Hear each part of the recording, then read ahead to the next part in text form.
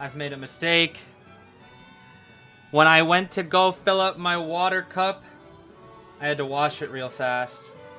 And now, I did it so fast that my water somewhat tastes like soap. I don't think I rinsed it fully. Oh well, it's fine. We'll just have a little soap won't kill me, right? Anyways, hello. It is time for some IJL today. It's been a very exciting past couple of days in IDV. What the heck? We support gay rights. I can see. I can tell. Yeah, it's been quite a few exciting past few days in IDV.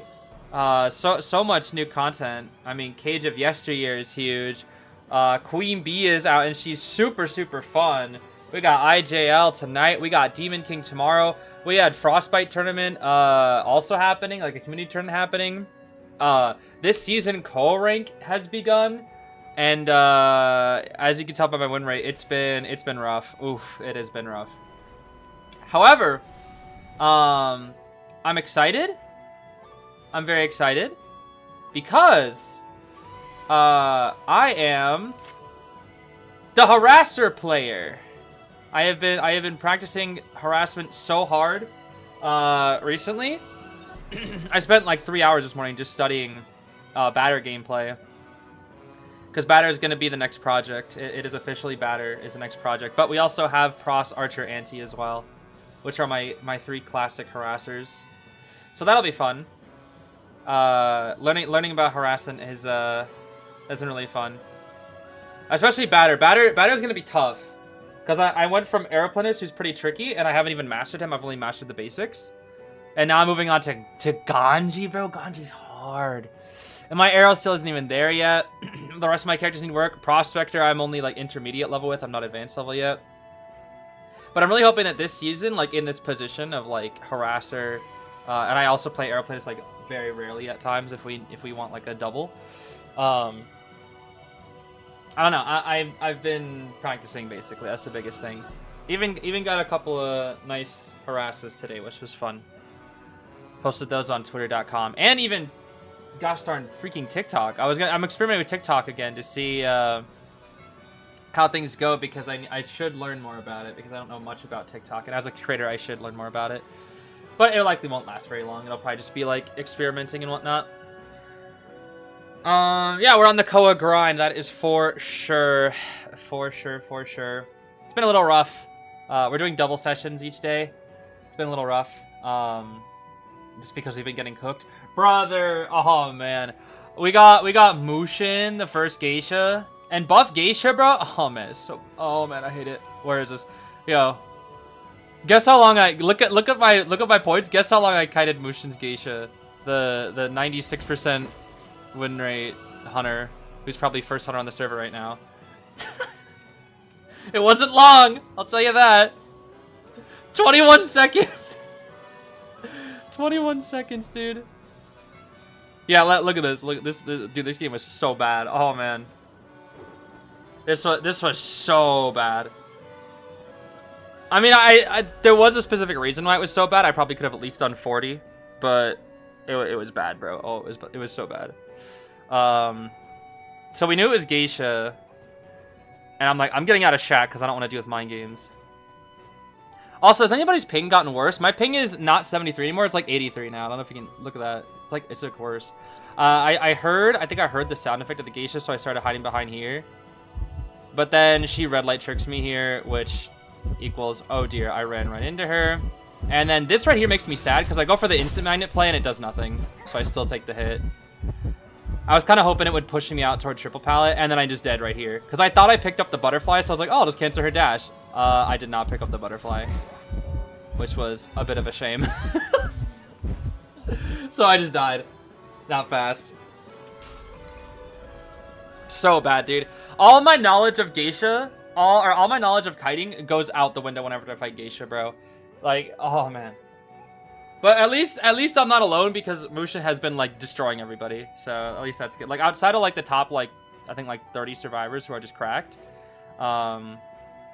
Mushin's been basically just like destroying everybody, so it checks out. Anyways, we're gonna be watching some IJL. I think we are in the middle of like the next set is coming up. However, I was watching some games, and this set ended very weirdly. I didn't actually finish the game, but so Kakako went Hermit. We know Kakako likes his Hermit. However, this was a really, really weird Hermit. This is probably the weirdest Hermit I've ever seen. I saw like only like a third of this game. I don't know how it ends, but I wanted to watch it because it's like I saw the first third and I was like, what? Look at this. Abnormal Trump Inso Hermit. I think this might be the first time I've ever seen an abnormal Hermit. Abnormal Hermit, bro. Never before seen. How very rare. All right, let's watch this match. Again, I only saw like the first third, so you guys are telling me it went bad though. We'll see. If you can't hit your charge as a Hermit while playing in tournament, just don't play him. I mean, no, Kakako's Hermit's pretty good. There's the difference. The thing is, like, there's nerves and all that kind of stuff there. Glad not the only one suffering rank. Hope you're having a great night, Zeez. Thank you for streaming. Yes, I was actually feeling pretty down today. There's been a lot of people asking about 2 different videos, by the way. Both are like half filmed. Cage of Yesteryear, I cannot finish that for a little while because I still need to level up friendship. So that video won't be out for a little bit, unfortunately, because of the friendship mechanic, because I haven't finished it. Loved the story though. It was so good. I just have to like wait to upload all the routes. And then the Queen Bee video is about halfway filmed. I just didn't have enough time to film it today because stuff that happened.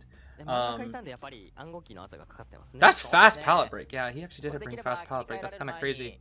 Yeah, so if I saw like again, like I said, I saw like the first 2 minutes of this match. Bro chased a bot for like a full like minute. He literally chased a bot for like a full minute, I think. But yes, thank you so much, Gray, for that that donation there. I think he misses the stun here. Yeah, he misses the stun there. That's huge. It's crazy because it's like I'll be kiting, and then Hermits just don't miss those ever. But then I watch a tourney player and they just miss them. It's like, cool. Why can't the rank Hermits do that versus me? Not that I want them to mess up, but it's more like huh. Why don't they mess up when it's me? You know. Yeah, don't vault that. That'd be a dead bot, that's for sure. Super dead bot. Did they just share damage with the bot? I think they did. Yeah, he literally just sits here and like chases the bot. It's so funny. And the bot is blue, so this isn't even spread damage. Like all he gets is prez. That's literally all he gets from this is just presence. Okay.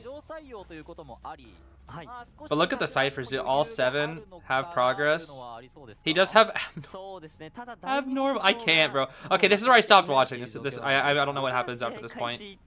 I assume he's gonna abnormal mid. I'm sorry. What? No. What? Bro, that has to be the weakest, ugliest abnormal animation I've ever seen. Dude, normally when it's abnormal, they go like bonk bonk. They like try to kill the cipher. Hermit? Tap. He barely touches it, and nah. That abnormal animation is mid. I should rate abnormal animation tier list. Hermit's F tier. That's so lame. So lame. Paper Bride 7 releases December 19th. I saw Kamina sent me that. I think it was yesterday. I was so excited when I saw the announcement, and then I got a little sad because oh, that was actually really good. What the heck? That was actually such a good charge. I didn't even know that was possible. What the heck? I knew it was possible from the hole, but not from there. Interesting. It's actually really interesting to know. That's a good trick to steal, Hermit mains. Nice double up.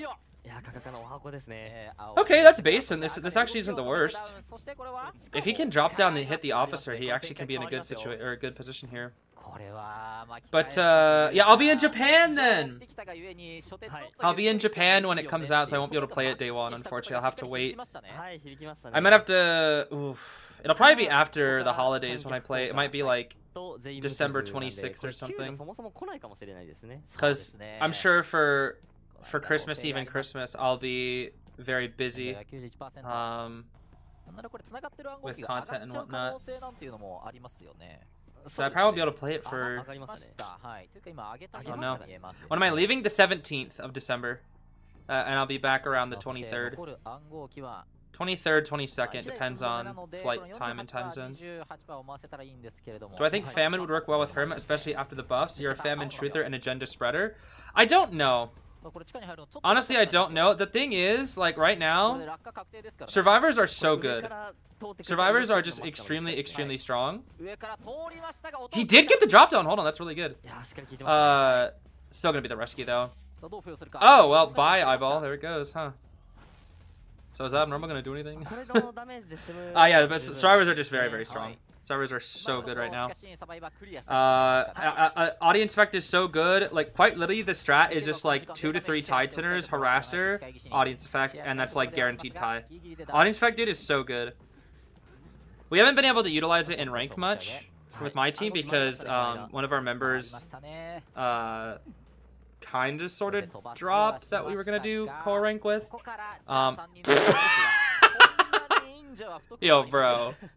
Yo, bro, come on now. Come on now, bro. There's the TP. But it's really hard to use without, you know, when you have a random on your team.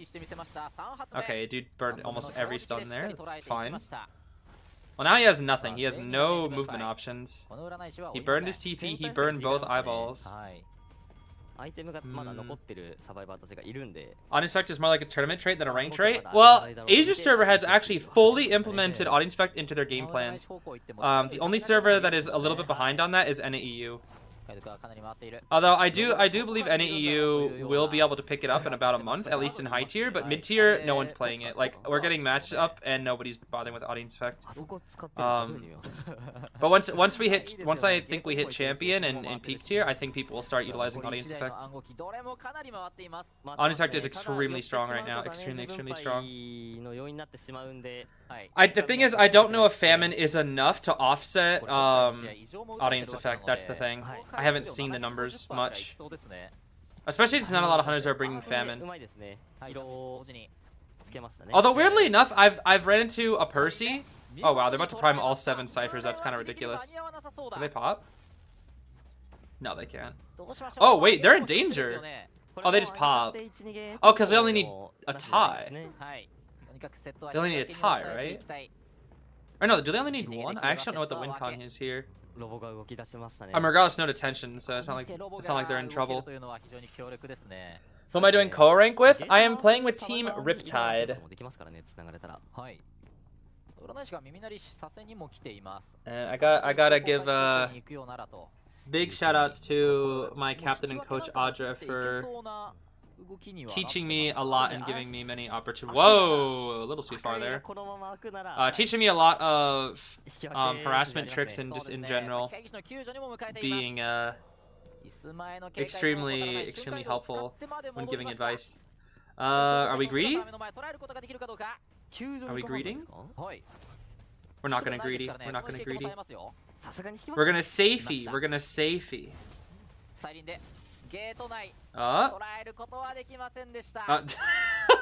That's kind of funny. He was leaving, but the animation of him getting sucked back still happened. That is kind of goofy. How goofy, how goofy. Okay, we still have time before the next one. Very nice. You had to pull 200 times for Melly. Aren't I so lucky? That is rough, Missy. That is rough. But at least you got her, right? At least you got her. That's important. At least you got Queen Bee. She's so fun, dude. I love Queen Bee. Perfumer. Wait, who's playing? Is this QTD versus DFM? No, I doubt it. Only one who really plays Perfumer is Zeta. DFM. Yeah, we'll go content. Content play. I love my content play. What's COA rank? So COA rank refers to the reason how, or I guess the best way. I gotta find a way to explain this that's not overcomplicated. Basically, to get into COA, you have to rank. That's the only way. And if you're ranked high enough, the top 8 teams will move on to a tournament. And whoever the 2 winners of those, or the top 2 placed in that tournament, will go to COA, basically. So there's COA rank and then there's COA regionals. COA rank begins now, technically, because what you're going to be seeing is a lot of top players are ranking up as much as they possibly can, because the best way to get points is every single 5 stars you get. So you know how you see these like little stars? I'm Griffin 1 star. So every 5 stars you get, every single game will give you more points, basically. So if you have like, if you're peak tier 25 stars, let's say for example, when you do a COA match, you'll get, I don't know, I don't know what the points are. Let's say you get 100 points. It's definitely not that. It's like way more. It'll be like 1,000. But for example, it's like, let's say it's just 100, right? And then, oh my gosh, what about this guy over here who's peak tier 100 stars? How much does he get? Well, when he does a match, if he gets the same result as we did, he gets 200 or 300 or 400 points because he's like 4 times the amount of many stars. So that's what's so important, is like basically because COA is going to be toward the end of the season, everybody's trying to rank up as high as possible now. So even though COA rank itself hasn't begun, we are in the stage of COA rank preparation, basically. So that's why everybody's trying to get as high as possible right now. So you'll see, you know, the best teams playing right now, you know, ELV, GSL, B4U, Omni, Globe, Sky 7, other teams. There's plenty of really strong teams, and you know, a lot of our players up here, pardon me, have very good win rates because they are very good at this game. You know, they're all like in the 70s. Globe is really high. Elevate is in the 70s, like 70s, 80s. Like they are cooking, bro. They are absolutely cooking. And the hunters too. I mean, the top hunters are absolutely cooking. We got this wheel as well.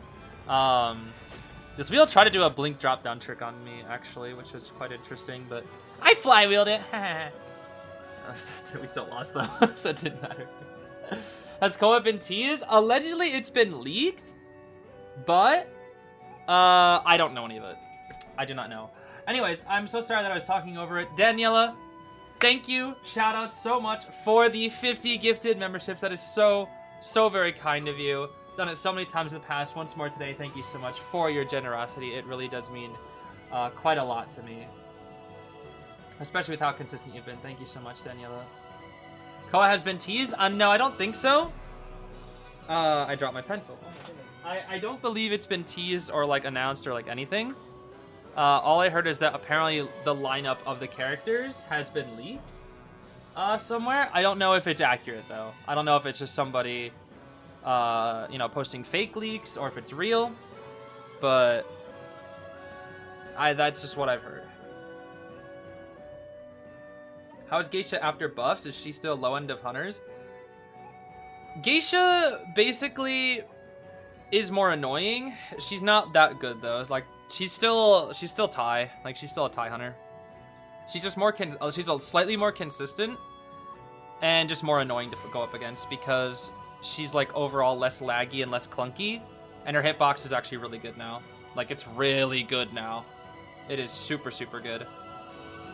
Annoyingly so. You've been hitting the craziest, luckiest Queen Bee clips ever. Is able to make a TikTok video for? Oh, we love that. Get all the clips with melee. The more melee content out there, the better. The better. What is the COA roster that you've heard of? I won't say it. I mean, I don't even know what it is, actually. I can't even say if I knew it. Well, I guess I wouldn't say if I knew it. It's just what I've heard. That like the roster has been leaked. I have my assumptions. I have my theory. I can tell you what I think it's going to be, but I don't know what it will be. Do I like COA 1? Yeah, I do like COA 1. I think the theme of COA 1 is really cool. I think it's really underrated compared to all the COAs. If I'd rate the least interesting COA designs, I would probably say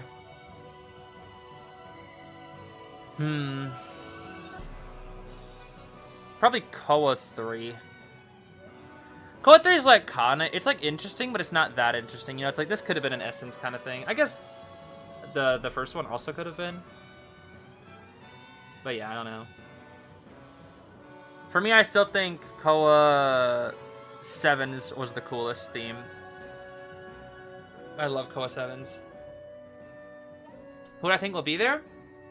I think the lineup will be, for the main character, it will be Alice, because they usually do an Ash's Memory character as a main character every single time there is one. For example, COA 4 main character was Prospector. What else? We had COA 5 was Officer, but there weren't any Ash Memory characters in that one. COA 6 was Melly. She was like the main survivor. COA 7, Composer was the main survivor. And then COA 8, Novelist was the main survivor. I guess Novelist and Little Girl. And so I'm assuming this COA, it'll be Journalist. I think she'll be the main survivor. For the other 4 survivors, I'm assuming, I think they said Painter is finally confirmed, right? I'm pretty sure they said Painter is confirmed. He'll probably be a free skin, if I'm guessing correctly. So it'll be Journalist, Painter, and then I'm thinking Finn, Pharaoh, Knight. They're not going to overcomplicate it, put Meteor, Archer, Bald, or Amanda. They're too new. I think they're just going to play it simple, go Finn, Pharaoh, Knight. Because Pharaoh also like somewhat relates to Journalist because of the thing that they were in with Coordinator. I think that's my theory. And then for the Hunter, unfortunately, I think it's going to be Joseph. I think it will be Jojo, the cameraman. Pody, thank you so much for becoming a member. I'm so sorry if I mispronounced your name, but thank you so much for that. And then John Beebe out here once again. Thank you so much for the donation there. My chat just exploded. What did it say? I'm gonna assume this is how you donate because you don't know how. I guess you found it. You did find it. Thank you so much there, though. And for Teddy for becoming a member for 11 months. Nearly a year. Thank you so much, Teddy. Thank you so much. And also thank you for volunteering for Demon King tomorrow. Big shout outs to you, Teddy. Thank you so much for that. That's really helping us. It'd be crazy if the main server this time was Journalist and Hunter. Yeah, if the Hunter was Nightmare, that'd be so cool. Oh, it'd be so cool if it was Nightmare, but they're not gonna skip that far ahead, unfortunately. It would be sick if they did, though. Ugh, soapy water, nasty. Shouldn't leaks be illegal? I don't know. People try to leak stuff. The one thing I will say is like there's a lot of fake leaks as well. So it's the thing is like when real leaks do happen, it's a little hard to tell sometimes. I think one of the biggest leaks from last year was the Kuromi Mary and the I forget what the other one is called. The cheerleader skin, the Sanrio cheerleader Mary, basically. That was like a very low res image was leaked of that, and everybody was like, "It's fake, it's fake, it's fake, it's fake," and then it was real. My Melody, thank you. I forgot the Sanrios. I forgot the Sanrios. Oh.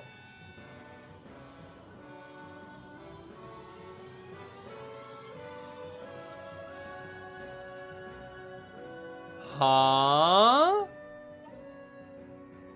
Who? Wait, who? Who is this? Let me see. Naiad? You think it's... Throw the harpoon. Is that supposed to be her swimming? Is that Naiad? It's not the most accurate, but, huh. Strange. Yeah, we love Cocoa's impressions, though. They're so funny. I like how he has a new one ready every time. Do you think, like, they give him, like, an audio cue now? Because he's just so used to it. They're like, hey, you're on screen. He's like, oh, time to go. I don't know. I just gotta know, bro. It's not the most accurate. Well, he didn't, like, I guess I was mostly saying for, like, the harpoon. I don't actually want him to flop on the ground like a fish. Wolfie, thank you so much for the donation here.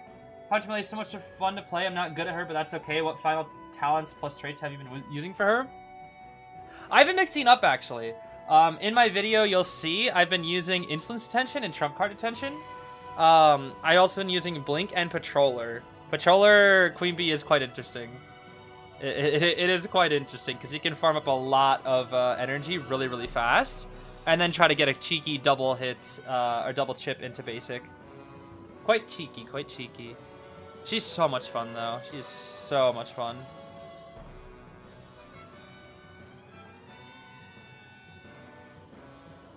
A video ranking all the COA skins? Ah. Welcome to the idea. I want royalties. What? I don't know if I do a video for that. That'd probably be like a stream thing. I don't really do tier lists too often unless it's like on meta. Although I suppose I could maybe someday. It could be interesting. Melee counters archer. That's really nice. The laceration goes up while in bees, and she won't really get stunned. I thought the laceration paused while she was in bees. That's what I thought. I don't know. I think Melee is solid. I don't think she's like super good, but I think she's solid. The more I play her, the more I think she's like a solid A tier hunter. She's not broken. She's like pretty well designed, which I like. She's got decent tools. It's a little sad that she doesn't slowly recharge energy at full presence. I think that's the biggest thing that's gonna hurt her, is that she's reliant on survivor positioning to be able to get any momentum. That's the thing that's like the most sad about her. She can get energy really fast, and for me, I'm kind of going for like I really want to get like really good at positioning her bees and like kind of winning with overstimulation, because it's kind of hard to predict what Melee's gonna do if you're able to like overstimulate your opponent so much to the point where they can't predict anything, because you can really overstimulate people with Queen Bee. Have I seen the second Cage of Yesteryear trailer? What do you mean the second one? Did they post it? Wait, when did they post it? Is this recent? Wait a minute. Where was this?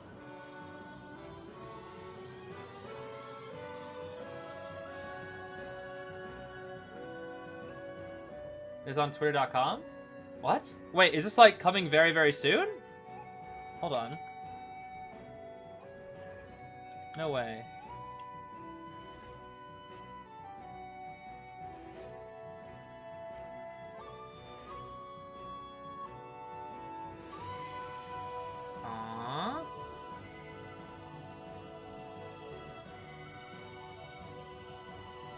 Wait, I think this is just a trailer for the event, right? I don't think this is for part 2.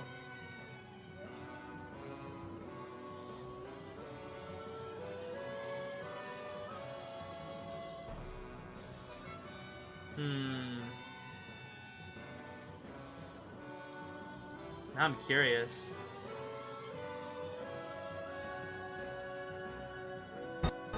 Oh, that's loud. What the heck?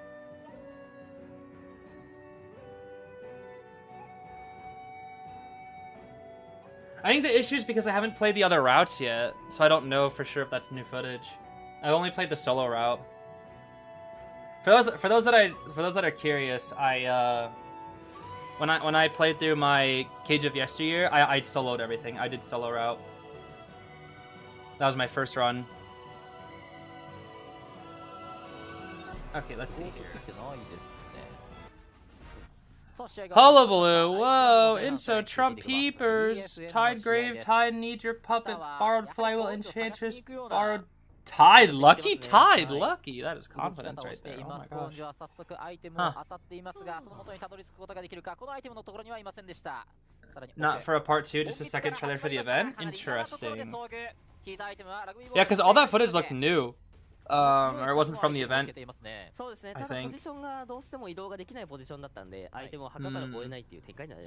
Yeah, it seems like a lot of people did solo route first from what I'm hearing. From what I heard, most people were commenting that they did solo route first. I think it's because the game kind of like pushes you in that direction to kind of like do solo. Because there's a lot of opportunity. You have multiple opportunities to get solo route, whereas like to get the other routes, it takes a lot more like. It takes a lot of precision, basically. Okay, we're gonna see Pocket Watch on the Lucky, and Cheeky just gonna stay out of the range. Oh, but he gets it though. Oh. Oh my gosh, is Pocket Watch on this Lucky guy is cooking? Ah, but he does get the hit here. And this is tied lucky too. This is tied lucky. That's one tap. Vault in. Another one. And he died. Do I know Wolfie VGC, the Pokemon guy? Yeah, I know about Wolfie. I was watching one of his videos like a couple days ago. His content's really good. I mean, he's got like a huge team of people, so it's not like just his, but it's like, you know, that channel is really good, I should say. But it's like, there's also like 20 people behind the channel, so it's not just like a one-person thing. Yeah, the videos are like really high production and really good.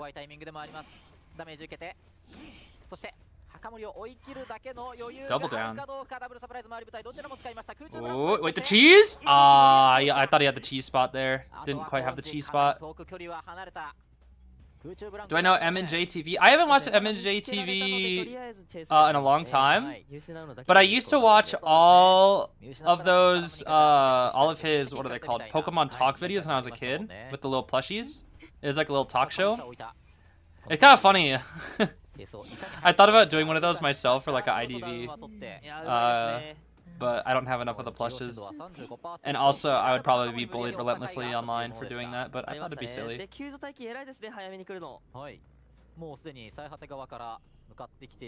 Lewis. So I'm looking at this position.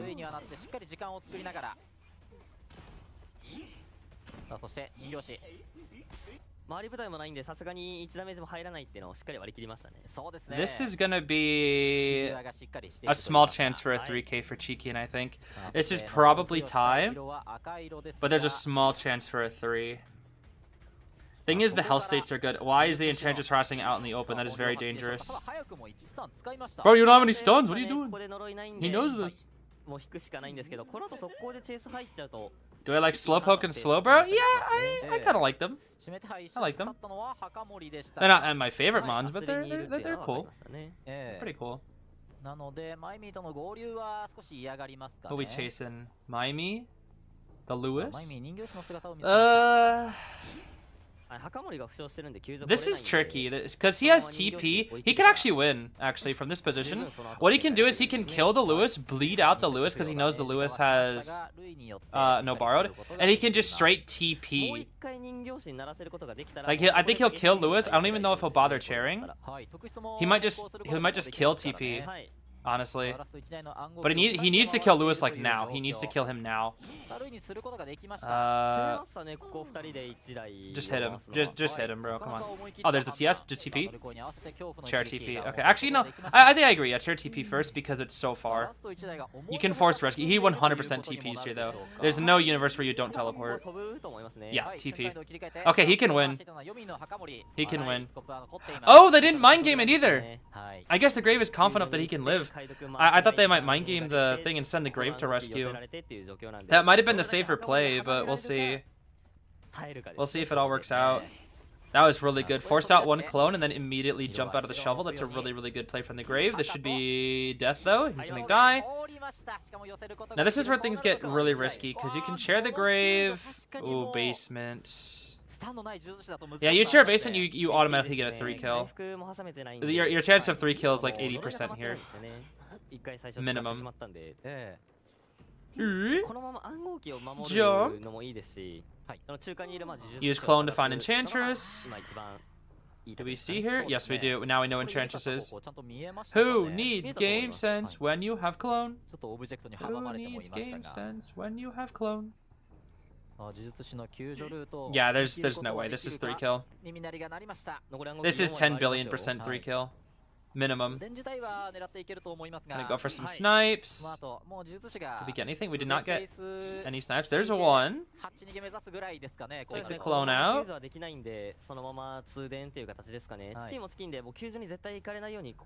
I mean, I just don't see any way that. Yeah, they're not even going for the rescue. That's gonna be it. His TP will be ready. The puppet won't even be full health, so he can only tank 1 hit. It's up to the Enchantress to kite. She has to kite. If she can get dungeon, that's the only way. Bro, where are you go? Where are you? Okay. Oh, she ran towards him. She was trying to cancel his teleport. I saw that. That's what she was. That's why she was running towards him. She was gonna try to cancel his TP. Now this is risky because you're gonna kill Lewis really fast. He doesn't have the best area to work with, and then you just go straight for the Enchantress.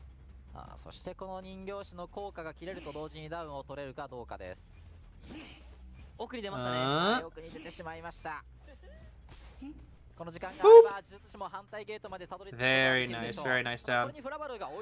Enchantress should make that gate though. It's a 3, yeah. It is gonna be the 3. No TP, no jumps, that's a 3. Tis a 3, tis a 3. Will we get anything from the story part 2? I don't know if there is a part 2 to the story next week. They haven't made it very clear. If you played Cage of Yesteryear already, like the ending to it, which I'm assuming each ending is the same, even for all the routes, it seemed very final. Like it seemed very like, oh, that's the event, you know. And when I try to go back and play it right now, it just says story completed for me. So I don't know if they're gonna. I don't know if there's gonna be more next week or if they're gonna do like another part 2 years from now. I imagine it's gonna be 2 years from now because this. Let me tell you guys, this update's huge. It's huge. Hope they don't make us wait 2 years again. Unfortunately, they probably are, because next year we have Game 0 story, which will likely be similar to the Hullabaloo story. So I really hate to say it, but it's probably gonna be another 2 years. He walked away from her so she wouldn't cancel TP? Yeah. And then she tried to walk back to do it, but they couldn't get it off. Could not. What is event gameplay? The event gameplay is Final Blowout, which is just like not really that interesting. It's just a custom game mode. It's like alright. It's not that interesting. You don't think they would start Game 0 without finishing this one though, because they're kind of connected? I mean, I don't think they're gonna be finishing Ash's Memory Story anytime soon. They're still like, I could see that. The thing is with Ash's Memory, there's still like at minimum like 4 to 5 more parts, because we haven't even, the game hasn't even started. We are still like in the pre-game if you think about it. But it makes sense they want to like, you know, drag it out because it's the game.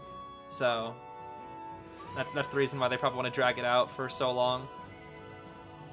Because the second you do the story on the final game, it's like, okay, well, the coolest story you could tell with your with it is over now, you know. So it makes sense that they'll want to do like one year we do Ash's Memory, the next year we do a different game story. Because currently we have three game stories that are like actually like voice acted and whatnot. We have the Gardner Leo game, or like the OG game. It's not game 1, but it's the OG game. I forget what game they are. I think they're like game 4 or something. But it's the Doctor, Lawyer, Thief, Gardner, Hellumber game. That one we have the Doctor, like the character stories here. They're like 4 cutscenes for each character, and they're pretty interesting. And then they have that for the Gamekeeper and Mercenary game. You have Magician Explorer, Mercenary Forward, which I haven't done this one yet. I was going to a long time ago, but I never ended up doing it. And you know, you can do all of their stories, except the Hunters don't have one, which is kind of sad. I kind of wish the Hunters had one too, because Bane doesn't have like a thing, but even though he's the Hunter for that group, only the Survivors have it. Oh yeah, pop quiz, I forgot. Let me do that. 3 kill.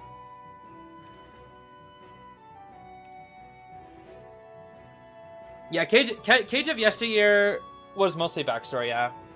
Backstory we already knew. I mean, there were some new things in there. But it's also good to like have it shown on the screen as well. There's like a lot of extra details. I still think, I mean, Cage of Yesteryear was like very, very good. It was very good. What did Melly's husband do? What didn't he do? He sucks. He worked with Orpheus. He cheated on Melly. He stole her research. he didn't actually care about entomology. He just studied it so he could become famous. Like he tried to kill. Like it's just, yeah, he sucks. He sucks, dude. His name is Joshua. That's a crime from the start. He cheated on Melly? Yeah, he did. I like how he worked with Orpheus. Okay, well, Orpheus is, I mean, like, to be fair, Orpheus is, you know, he kind of is the mastermind of the game, so, you know. It's kind of bad, They were buddies. What's the deal with Frederick? Do you think he'll be back? That's honestly one of the biggest, like, mysteries right now is, like, what's going on with Frederick? Like, when it's funny, because in my commentary that you'll see probably in, like, 3 weeks, unfortunately, I was like, yo, I wonder if they're gonna mention Frederick or if he's just completely written out of the story. But no, they didn't write him out of the story at all. Like he was name dropped at least like 4 different times, and like everybody's like, what's going on? Where is he? And in the story, you can like hear his voice a few times, and it's like, wait, this recontextualizes a lot of things, and it makes you wonder. It's like Frederick, like what is his, like what was he doing there? I don't. It's very interesting. Very, very interesting.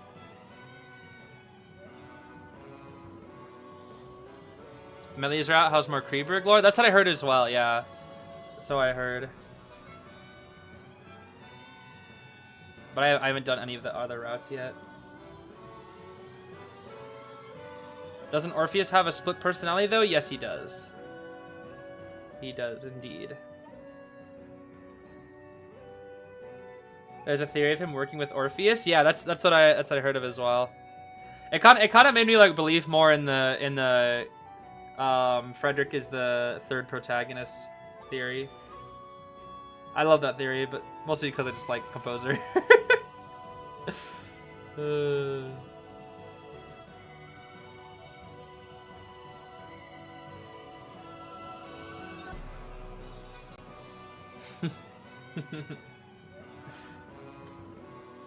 Oh yeah, little child trauma. Oh man, the little child trauma is crazy. And Cage of Yesteryear.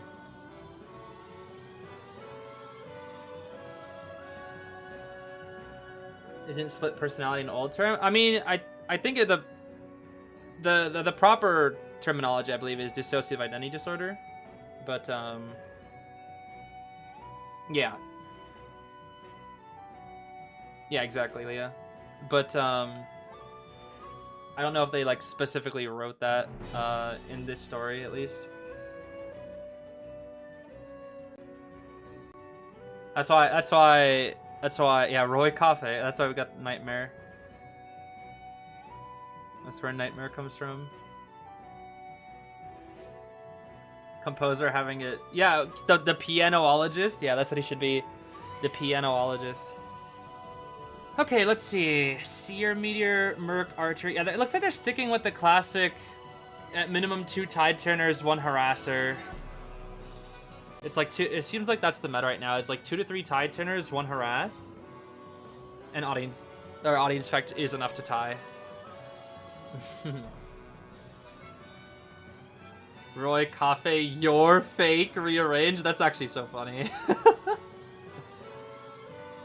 Oh yeah, the shoes, bro. Why her shoes are red? They used to be white and now they're red. Oh man, that was actually crazy.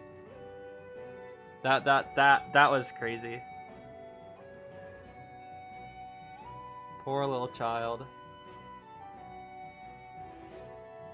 Poor baby Alice. So traumatized. Dude, when Grandpa talked, oh man, I was like, what?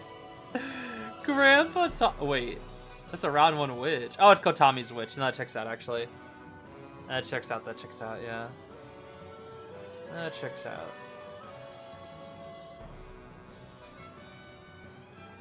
Bro, and the painting? Oh man, the painting, dude. The painting where you had to like send everybody to the afterlife. Oh my gosh. The initial cutscene is the one when it showed like all the trailers, and then it showed Archer, bro. The Archer when it showed like Archer with Svik and the freaking oh gosh, what do we call it? Behold the Valoof event characters. Oh man, when I saw that, I was like, no way, bro. Gosh darn, Svik is there. Yo, Svik Hunter when, bro? Svik Hunter when? That's my question. When are we getting Svik as a hunter? Yeah, the Persephone. Yeah, the painting. Oh man, the paintings, the Persephone melee. Yeah, they were so good. The lore is crazy, dude. Lore is crazy. I think Svik would make a really cool hunter though. Even though he doesn't really have like a design, he's kind of just like a shadowy figure. Svik would be really cool as a hunter. What do we got? Detention. Oh, this is Blink. Blink detention only? What? Detention, Hunter's Instinct, Hunt. Overwhelm, Berserker. Detention only Witch? Am I seeing that right? Tide, Flywheel, Meteorologist, Borrowed Flywheel on the Archer and Seer, and then Tide, Borrowed Merc. Okay, this is standard. This is standard, but what the heck?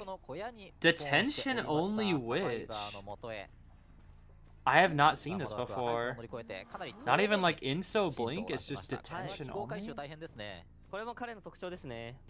Is she just going for like a cheese? Or does she have this like max berserk? Is this like super cheese strat or something? I don't know. We have the leech put up away so the leech will auto follow the seer all the way over here. But you're still chasing a seer. Now, seer versus witch, I feel like is still pretty decent, but like when you want to get hit by the leech, you want to actually eat the hit. You don't want to give an owl. You want to actually take the hit so that it goes away. Okay, at this point you would be expecting patroller here. Let's see. Oh wow. That leech doing nothing, bro. Leech it? Okay, good. He forced leech it. That's really good. Blink is almost ready. Oh, she's trying to force the owl. Okay. Well, he has owl for rebound, but now they know it's Blink. They know it's Blink. They probably assume trump card though.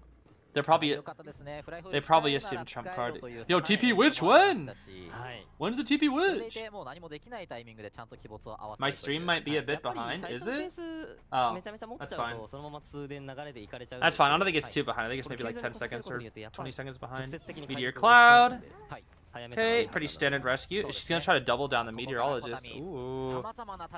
Flywheel? Oh, what the heck? Oh my. Ah, the blink predict. Unfortunate. Well, she didn't go down. She didn't go down. That's the important thing. Moo meteorologist not going down today. Good job, Seer. Good job. That's a me type pallet mine game right there, bro. That's a me type pallet mine game. Waiting at the pallet for so long and the hunter just smacks you. Yeah, use the owl. Use the owl, bro. Use the owl. Alright, Merc, we're gonna see a crazy pad. We need to see like a crazy pad. I'm talking crazy levels. I'm talking like... Alright, that was pretty standard actually. I was hoping for something crazy. Okay, well, trying to delay the rescue as long as possible. Alright, please, use the owl. Okay, the greed? The greed? And we'll leech the merc, okay? Yo, go for your seer. Hello? Go for your seer. He's dead on chair.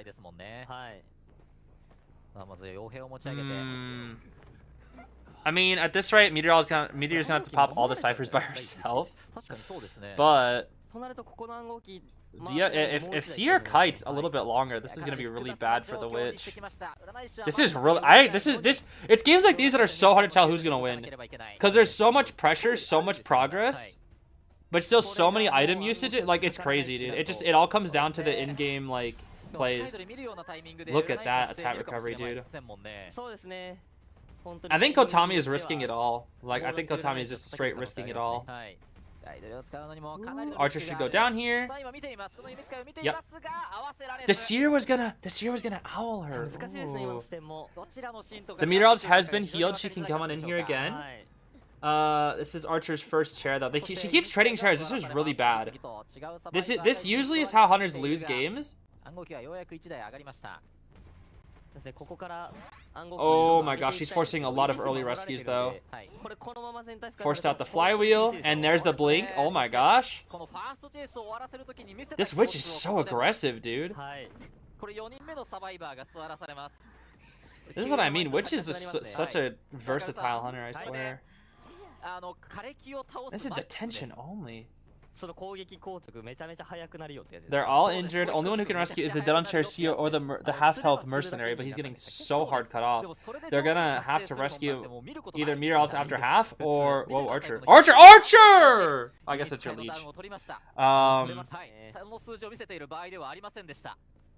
Bro, they're just doing ciphers. They don't even care. The basin's there too, right? Oh man. Yeah, basin's there.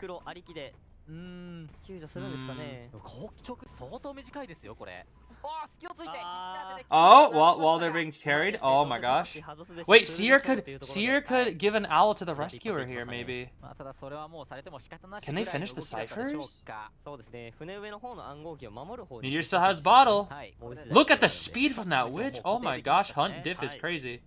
Can anyone rescue? No, they're gonna have to sell. Dang, that archer still had 2 bows! 2 bows, dude!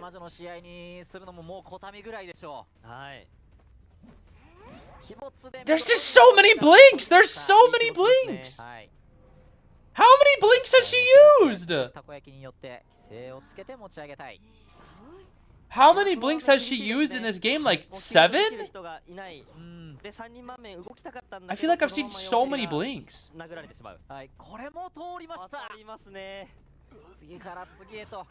It's over.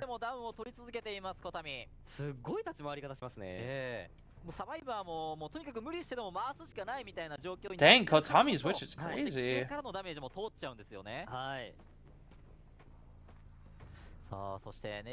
This witch crazy, bro. Oh my gosh. This is a round 1 witch too, isn't it? Yeah. They just couldn't finish the ciphers. Yeah, he did, and the thing is, he didn't even go for the seer who was dead on chair. He just greeted it, and it worked. He kept switching targets, and it just worked. I think what was really the biggest issue, he forced a lot of early rescues. I think that's maybe what did it, was they lost a lot of decoding time. Where even is the 92? Isn't it Big Boat? I think it's Big Boat, right? Meteor has no self. The clap. Oh, she messed up. She messed up. Dude, they just burned like 3 resources all for nothing. They shouldn't even have borrowed. Okay, they pop. They have to just try to get 1 here. That's all they can do, is they have to pray to get 1. Meteor will die as far away as possible. Look at how fast she is with Hunt, bro. She's so fast with that Hunt. No, that's a 4. That is a 4. That is 100% a 4, because she's gonna have leech in 6 seconds. Main will be here. Yeah, that's it. What do you do?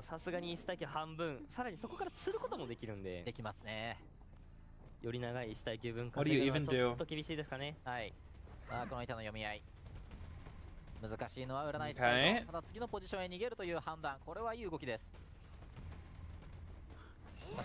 Yeah, there's just so much to keep track of there, dang. So much to keep track of. Sheesh! That was a good 4 kill. That was a really good 4 kill.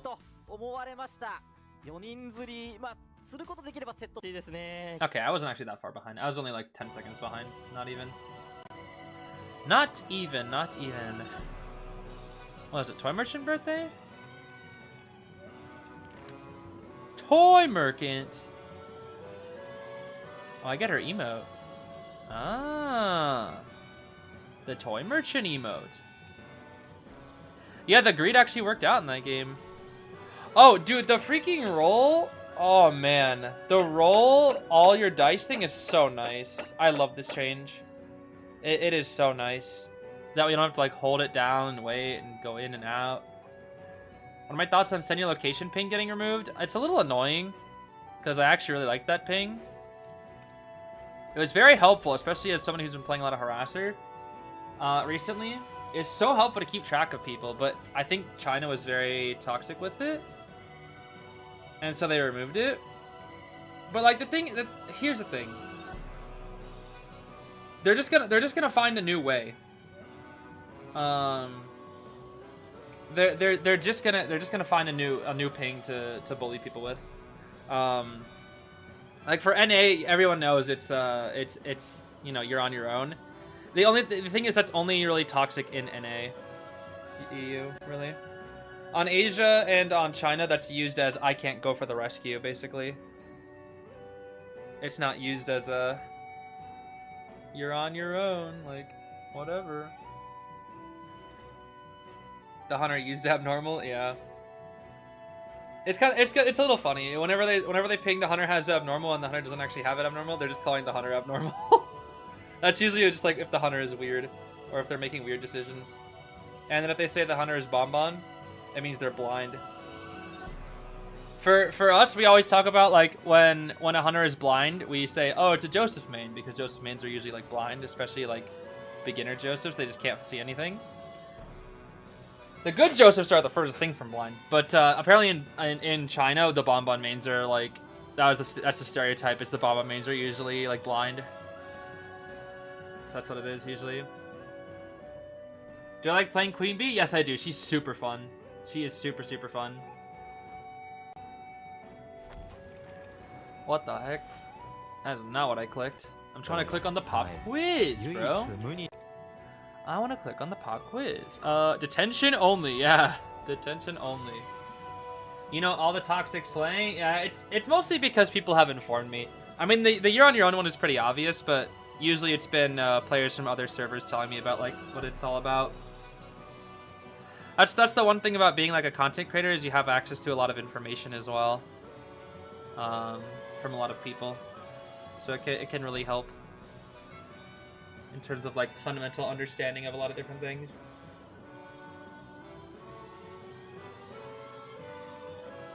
If they brought thank you back, I wasn't around for the thank you days. That was before I joined. But oh man, if they brought thank you back, oh man, it'd be awful. It'd be awful. We need to invent more toxic slang. I'm honestly fine if we have less of it. I do not like encouraging toxicity in this game. In fact, I wish we had less of it, because all it does is it incentivizes people to feel ashamed for what they did and that they get bullied off of playing the game, and I think that is like the last thing that I want for players, especially on NAEU, since there's so very few high players. Like, think about this, bro. Think about this. People call me bad every single day when I play this game. I know I'm not the best, but I think I'm getting better, but I know I'm not the best player. But like, I am consistently like in the top like 500 survivors like every season. Usually. I mean, obviously, if I go in Asia, I'd probably be lucky if I make top 10,000. But you know, it's still like it's more of a sense of like, since it's like if you're not top 20, you will get bullied. Basically, that's kind of just how it is for NAEU. It's just they're very cruel sometimes. There are a lot of very kind people though. Don't get me wrong. There's a lot of really kind souls as well. It's just that the rude ones also they find a way to be a bit more louder than the kind ones. That's the biggest thing.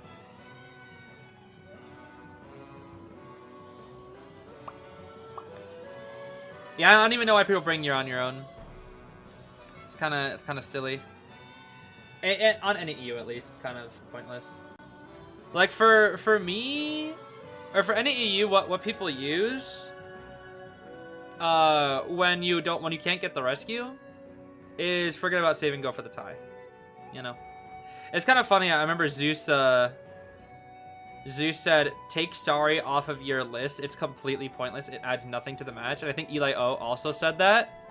And you know what ping was on there? You know what ping was on both of their messages was you're on your own. And I was like, interesting.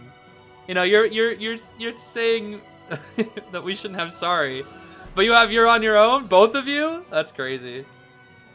And yet they preach like, stop pinging sorry, guys. It does nothing. And yet they have you're on your own. It's kind of funny. When I think you're on your own is more damaging to a match than sorry. I don't ping sorry very. I usually only ping sorry when I mess up a rescue. Because that's usually what really does it. Like, if I make a huge mistake, I'll ping sorry. I rarely ping it though, but it's there just to be like, I'm so sorry. Because there are times where I throw I rescue horribly and I just throw so badly. Joe Quinn, thank you so much for the 50 gifted. Oh my goodness. Thank you. That is so very kind of you. Yeah, you've done that before as well. Thank you so much for your generous donation there. Very, very generous. That's a whole lot of interest. Oh my gosh, all the green? Thank you there.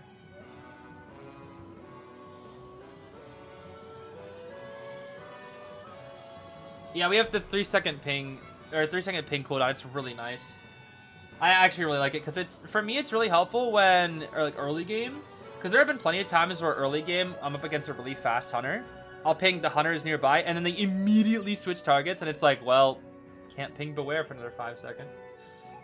So having the 3-second cooldown is quite nice. But I know it's gonna be annoying when I get into champion and I'm gonna get like some other toxic person that's just gonna spam yo-yo or character heal character. Well, I took out character heal character, but they'll find a new thing to spam. I think they just say like, someone go to the rescue. I think that's what they've been doing recently is like, person, go to the rescue when you're on the chair or something. It's pretty annoying. Pinging sorry and then seeing yo-yo back is so demoralizing. You know, it's funny. It's funny because when I was playing Aeroplanist last season, I remember I had a really good rank session. I was getting free rescues like so many times in a single session. It was a really good session. I think most of it was wins. And then I got terror shocked on the final like game of the day. It was actually the one in the Aeroplanist video, the one that I got terror shocked from the queuist. It was just an unlucky terror shock. It was the kind of terror shock where you both press like the same thing at the same time, so it's kind of hard to react to. It was one of those terror shocks. Basically a lucky terror shock, I like to call. Instead of a reactionary terror shock, it's a lucky one. I pinged sorry, and then they just spammed yo-yo for the entire game, and I was like, dang, bro. I play the entire session nearly perfectly, and then I mess up one time and get yo-yo spammed. It's crazy. And it ruined the entire session for me because it was really good vibes. You know, it was like very few losses that session. It was mostly wins and draws, and then it was just like yo-yo spam the rest of the day. And I was like, well, thanks, man. It's kind of sad. Okay, finally getting into the next match. Finally. Toy merchant stay hidden. Yeah, true. Is any of you really that bad with toxic pings? In high tier, yes. High tier tend to be quite rude. If you mess up, they're not very kind to you. They don't have much patience for mistakes. And I'm of the opinion that it is fine to voice your frustrations, but it should never get to a point where you're bullying somebody over it. Because I think, like, being frustrated at a game, especially when you put so much time and effort into it, is only natural. And I think it's very rude to deny people of that feeling. Because everybody feels frustrated at times. You know, it's something that, like, I think many a time people have clicked me on TikTok getting frustrated at the game. Are like, oh, he's always complaining, he always sucks. As if they haven't also done it. Like, I'm telling you, most high-tier players have gotten very frustrated at this game at some point in their careers. And I think it's dealing with that frustration in a healthy way that, like, makes the difference of things. Or makes the difference between, like, you know, what could make somebody a bully versus somebody who's just upset.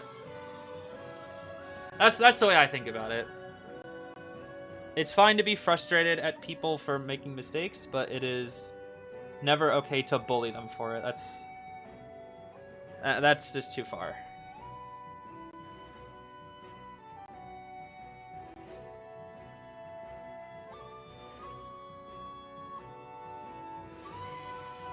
Tell them what they did wrong or something. Yeah, I think what also makes things tricky is people also don't like receiving criticism in this game.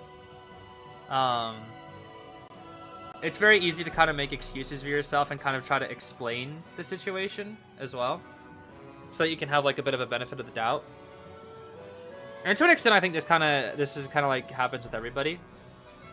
It's funny, even Schmitty will do this. You know, pro player Schmitty, I'll even be like, "Yo, you got it 30 seconds. What happened?" He's like, "Well, this happened, bro. Well, this happened." You know, he makes excuses and whatnot. But it's like, I think as long as like those excuses aren't taking over the part that knows you recognize you made a mistake, I think it's fine. I think it's fine to try to, I don't know. It's like it's that kind of thing where it's like it's never black and white, or it's like, why can't you just admit you're bad? Like that's it. When I make excuses, TikTok will clip me and be like, why can't he admit he's bad? Why can't he just like, why does he have to make excuse on everything? And then they exaggerate saying everything when they haven't seen the plenty of times where I've thrown a rescue and just said, oh, I threw the game, my fault. But no, they'll clip that one time where I made an excuse and say, every time it's an excuse. And then they'll see 100 comments that agree. You know? But it's like, have you not seen the plenty of games where I take accountability? I don't think they have. That's just a TikTok moment, though. That's why I don't really like that app. I was gonna post a little bit more on it recently to kind of test things out, like as a content creator, but TikTok, that community is not very fond of me, so I don't think it'll last very long. I doubt, anyways. But I'll try to have fun with it, experimenting with it for a little bit at least. Anyways, enough negativity. Let's focus on the match here. Chasing the Prisoner, the Rice. I like this skin. I think I like this skin more than his OPH one. I think I do. That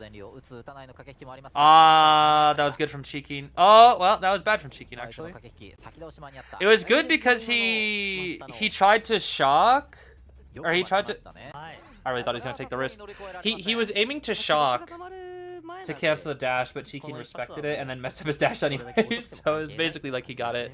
You can force blink here easily. Can we fly with a blink? That was the question. Good bait. Good bait. Very good bait. Honestly, I think I would have done the exact same thing this prisoner did. I think I agree with the entire route. That was really good. Didn't they remodel the OPH skin? I think they remodeled the in-game OPH skin, like the whatever, like the game version or whatever it's called. I don't really know what the alt version.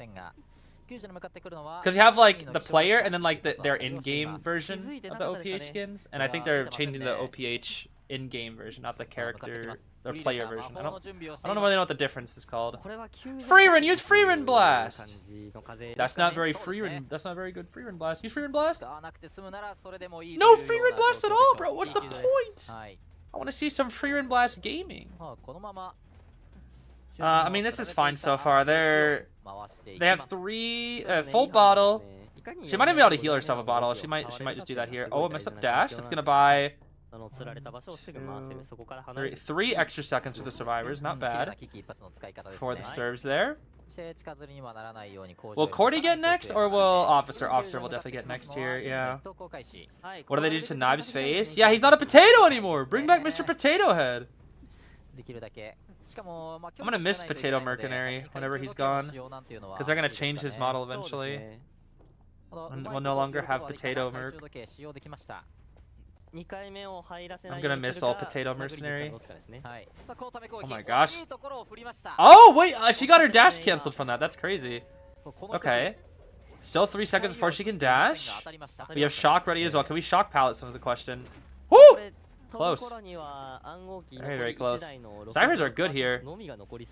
No canceled dash, but we should make that vault. Yup, we do. Actually, if Prisoner can kite this. Wait, could Coordinator come in and help? I don't think he makes this, though. He wins the mind game! That's actually huge. That's actually huge. That's actually huge. That's actually huge. Both these pallets are dropped. He's in a safe location here for now. Will they give him any support, or are they just gonna have him kite? I don't know. I don't think he makes it far. He has to win the next mind game up over here. He won't make it. Wait, he has flywheel. The lineup! Oh, the lineup! The flywheel lineup! Oh, almost, dude. Almost. They're gonna play it safe. Yeah, they're just gonna heal. Dang, I kind of want to see the coordinator come in pew pew. Dang. That was a really good rebound, though. That was a really good rebound. Cyphers are ready. They might TP here. Nope. Okay, we're playing it safe. Yeah, we want our tree for endgame.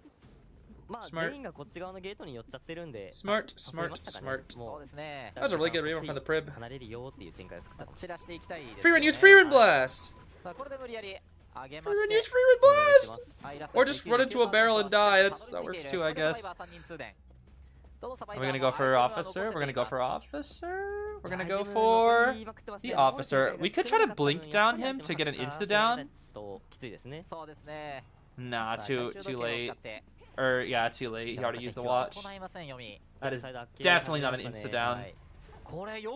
Definitely not.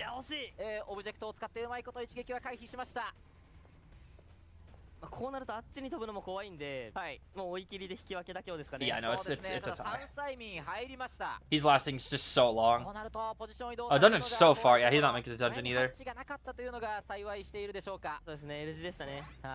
Okay. Good tie. Dang, we didn't even get to see the coordinator use her coordinator blast. That's a shame. I didn't get to see Freerin use Freerin blast either. What the heck? Brother. That's sad. I didn't get to see Pew Pew or Freerin blast. What's the point? What's even the point? No more Gosh darn Pew Pew. What a shame. Oh yeah. Weird thing.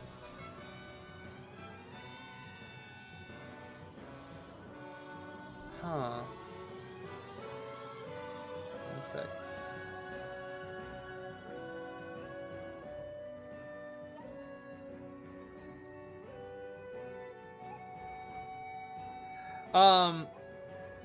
My coach and Captain Audra sent me a very interesting video today about some very strange new tech in the game that's universal across all survivors. I don't know if it's gonna be patched, but it's a one frame pallet drop.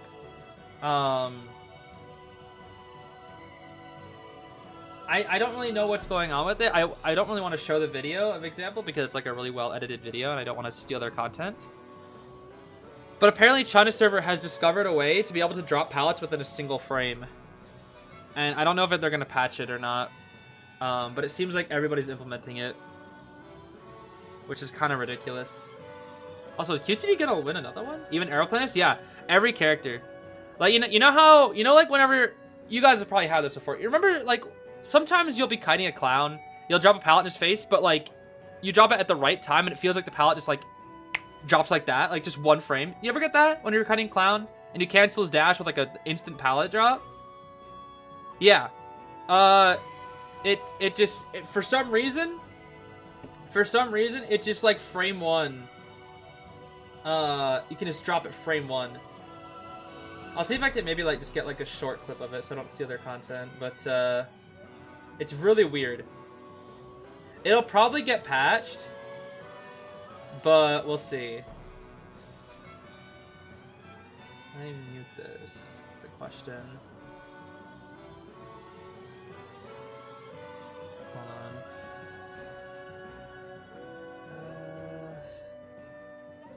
I may have to log in one sec. Let me see. Sleepy Antique Dealer.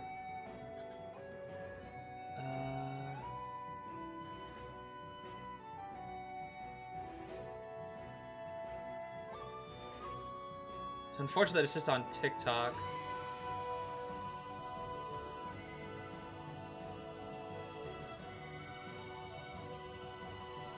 Is there a way I can like download it? I think I can download it, right? Should be able to download it. Let me see here.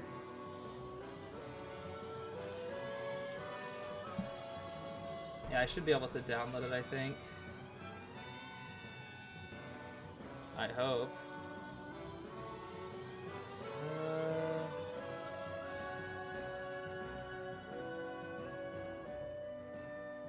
Brother, I know you're not the download button. None of you are.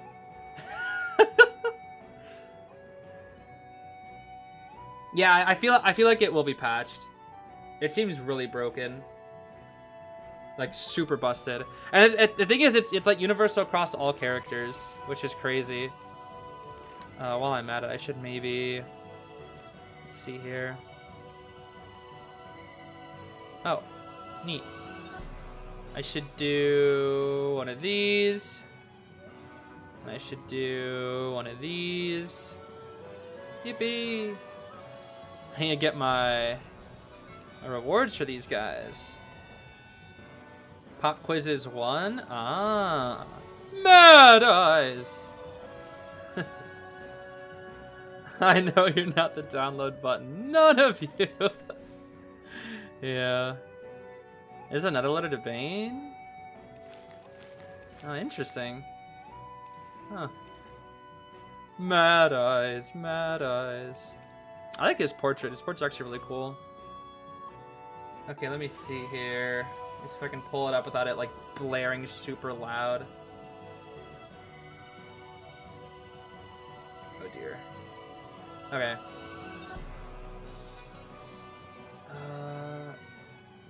So it happens, I believe, right here. You can't hear any audio. This was like a TikTok of like this sniper. It's like they have crazy good editing. I don't know how this was performed. I just saw this earlier today, but I thought it was really interesting. This is just like their OCs or something. It's like a very interesting edited video. I don't want to steal their content. I really just want to like find the insta palette drop thing. I think it's right here. Their editing is like really good. Audra just showed me this today. I just saw them today. I kind of like would want to do it if I ever got like super crazy with Hunter or something like this, because it's... I think it already happened. Hold on. When was it?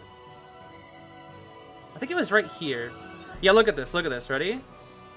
Boom. Do you see that? Look at how fast she drops it. Just like that. See that? See? And that's not it. It happens 2 more times.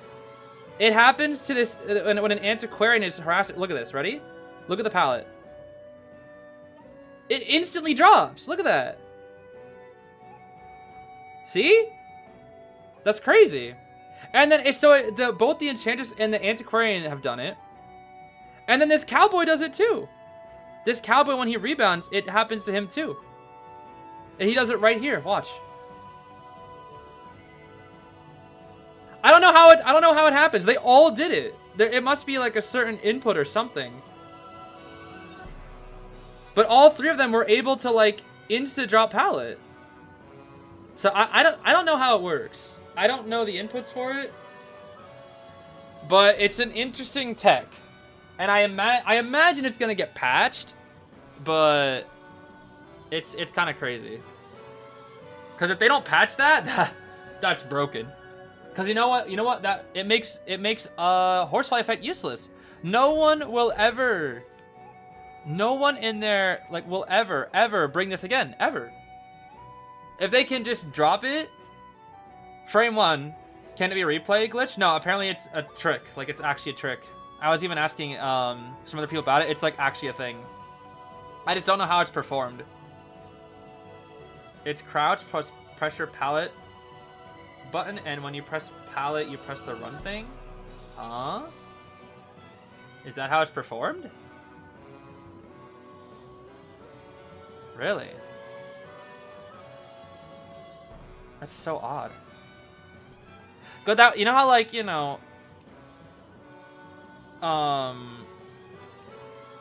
for example, like Aeroplan drops pallets slower. So if you use that tech with Arrow, like there's just no point. Like he just doesn't have a debuff anymore. And Mind's Eye too. Mind's Eye drops him so slow. Mechanic drops him slow. It's like it doesn't matter. So you can't even hit through the pallet. Yeah, it's like it's 1 frame drop. It's just a 1 frame. I don't know how it's done. And I imagine they're gonna patch this, but it's still really weird. And like apparently, as you can see, 3 different survivors are all using it. on like high level in high level play, so it's like it's crazy.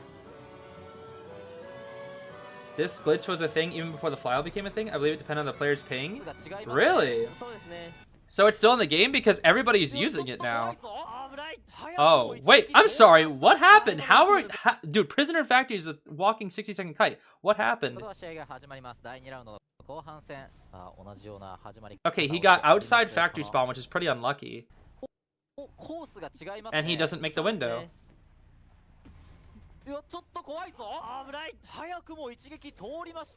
Oh my gosh. What?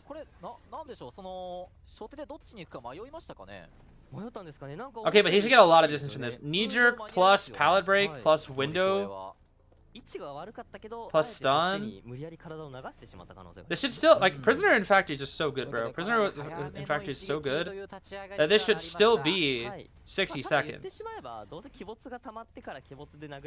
Oh, he's not. What the? Oh, pew pew. Pew pew! That's fine. It's a lot of distance being bought. And he'll go up for the factory loop again. But this time we'll have Blink. Blink will be ready here. Dang! This prisoner, Felix feels slow. I don't understand why. Huh. Is it a PC only glitch? I don't know. I imagine it's mobile. I imagine it's mobile, but it's still like a very weird glitch. And yeah, when I was asking people about it, they said it can only be done with China ping. So it's not like N8U is going to be able to use it because, like, unless you have 10 MS, you can't use it apparently. But even then, it's like, why are pros not using that in tournaments, you know? It makes you wonder if it's counted, if like that, if it still exists. Because see, like that, like Apai just didn't use it, so why wouldn't you just use it all the time? You know? Or at least like in really, really tight situations. That was actually such good timing, wow. Like, why wouldn't you just use it like all the time in those like tight situations? You know? Because I've never seen it happen in tournament before, not once. Like, you would think I'd seen it at least one time in tournament. But how come 3 different survivors all at once are using it in the same match? But in tournament, I haven't seen it used, even though I've seen thousands and thousands of matches of tournament. And tournament is always 10 MS. Everyone's always 10 MS tournament. So it's like, I don't know. And that's my wonder is like, is it a glitch? Like, if it's a glitch, then they can't use it in tournament. That might be the reason why. So even if the tech exists, 1, they're just not patching it for some reason, and 2, tourney players can't use it, like how they can't use the skate button or whatever. Even though escape button's in the game, apparently it's illegal to press the escape button in tournament. It's bug abusing? I think so. But then the thing is, like, then why doesn't the fin ball count, you know? So, like, what constitutes as, like, a legal bug, you know? Because the fin ball is not intentional. It's just something that players have discovered, and they just said, yeah, that's fine, whatever. You know? Like, why is the fin ball trick fine, but not the pallet dropping trick? It's like, I don't know, it's so weird. It's so weird. I don't know. And then these patches.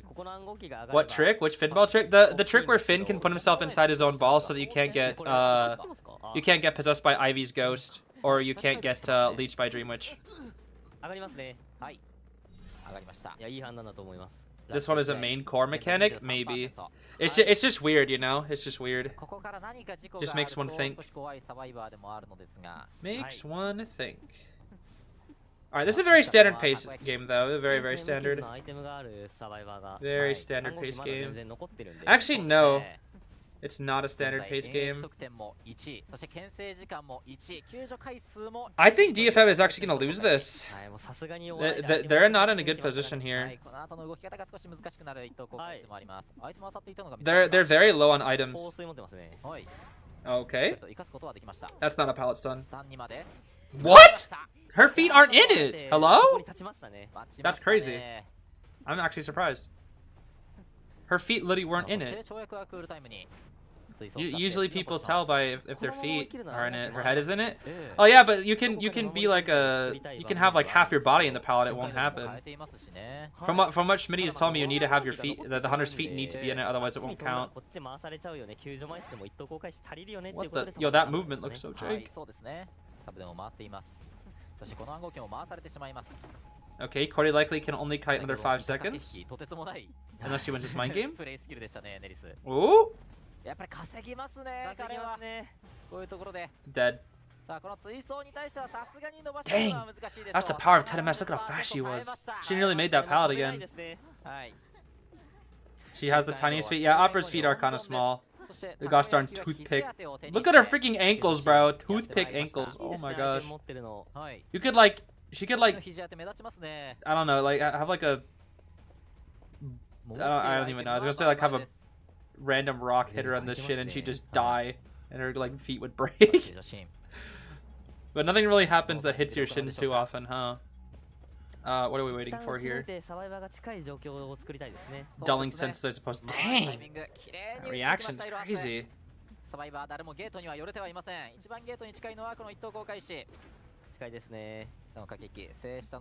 Elbow pad! Whee! All we have is one pallet. Nice pallets done. Oh my gosh, I think he's still dead, which is funny. Opera's so fast. He doesn't even make it to the next pallet. Oh, well, there are no pallets. Never mind. He would have made it to that one at least. Okay, this is concerning. Because now you can just TP. Yup, we're gonna hide.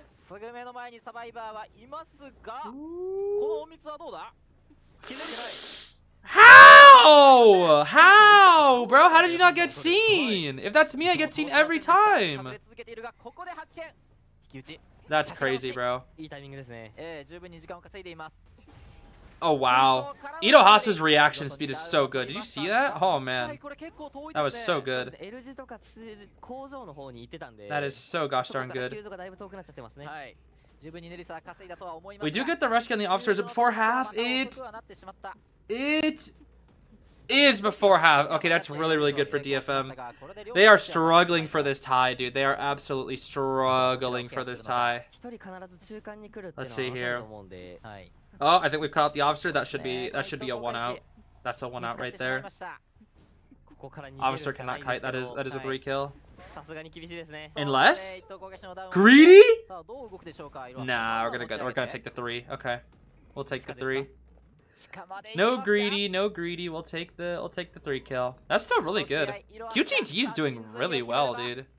They are doing so well.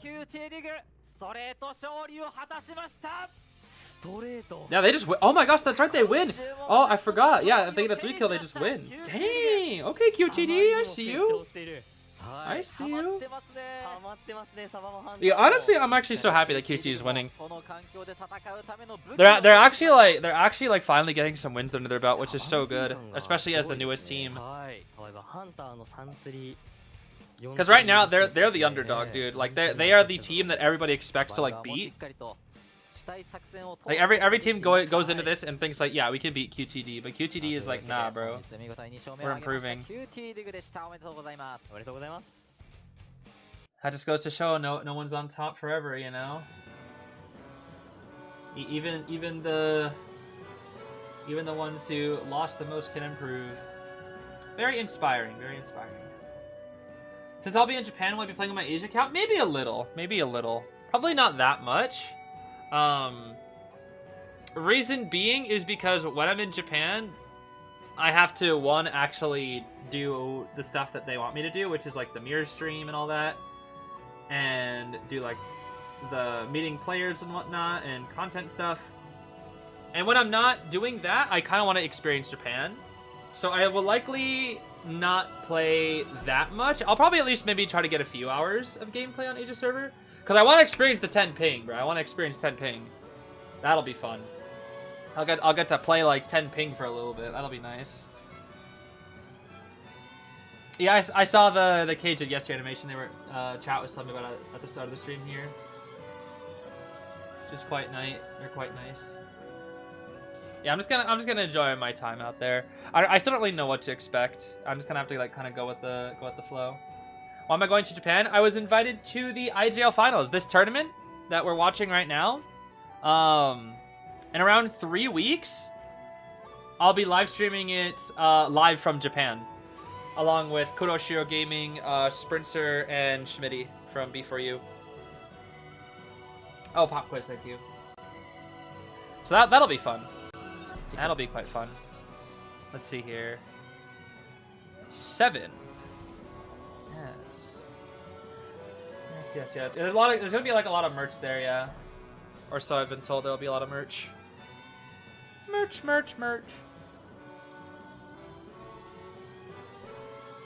Yeah, I wonder what it's gonna be like to play at 10 MS.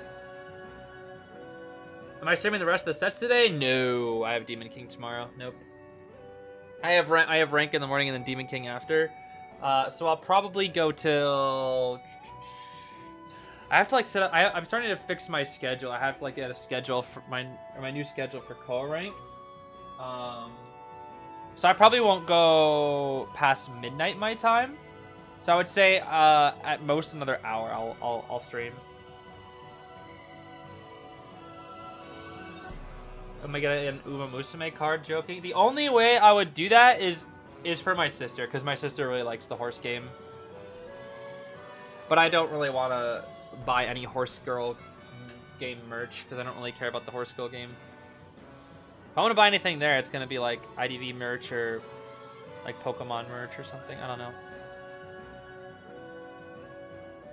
My other concern is I'm worried about buying stuff there because unfortunately my flight there is only a single layover, which is fine. My return trip has 3 it's a 3 connected flights, which is pretty annoying. And I worry about my luggage getting lost if I have to check stuff. Yeah, I didn't choose it, unfortunately. NetEase was the one that chose it, so I didn't really get to have an option. I really wanted a direct flight. Apparently there were no direct flights from Seattle to Osaka, and like I think one layover flight is fine, like one connecting flight. But I have 3 on my return trip, which is annoying. Especially since it's like, I think I'm on like Korean Airlines and then like some other airline and then an American airline, and it's just like, it worries me.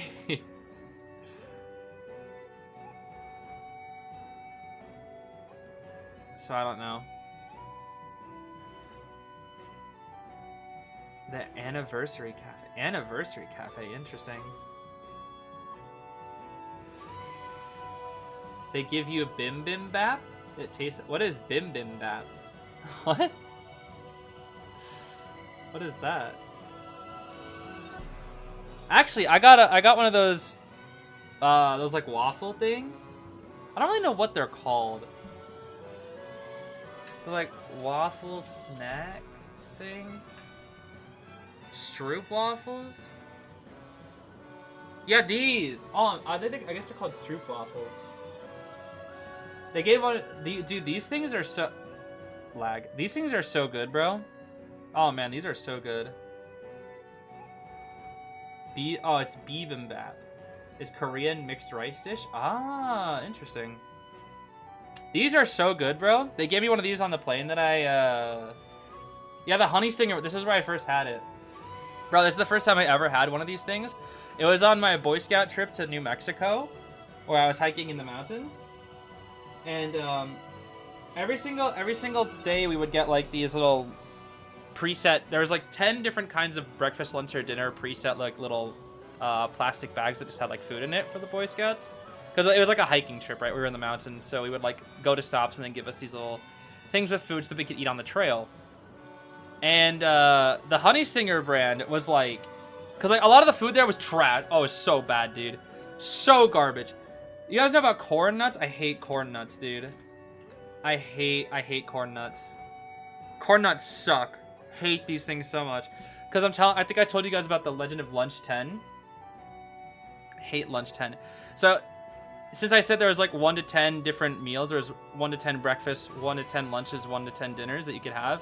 In the 14 days that I was out there, we had lunch 10 like half of the time. And lunch 10 was so bad because it was literally beef jerky, corn nuts, and a honey stinger that was like the honey stinger was like the peak one, but it was like it was like the worst honey stinger thing. It wasn't like the gummies or the waffle. It was like a bar, but it was like really gross.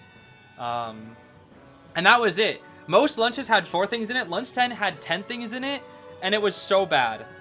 It was so bad. Corn nuts were... I hate these things, but they're so garbage. I'm traumatized by corn nuts. But very rarely we would get the Honey Stinger waffle. I only got 2 of these when I was out there. But they were so good.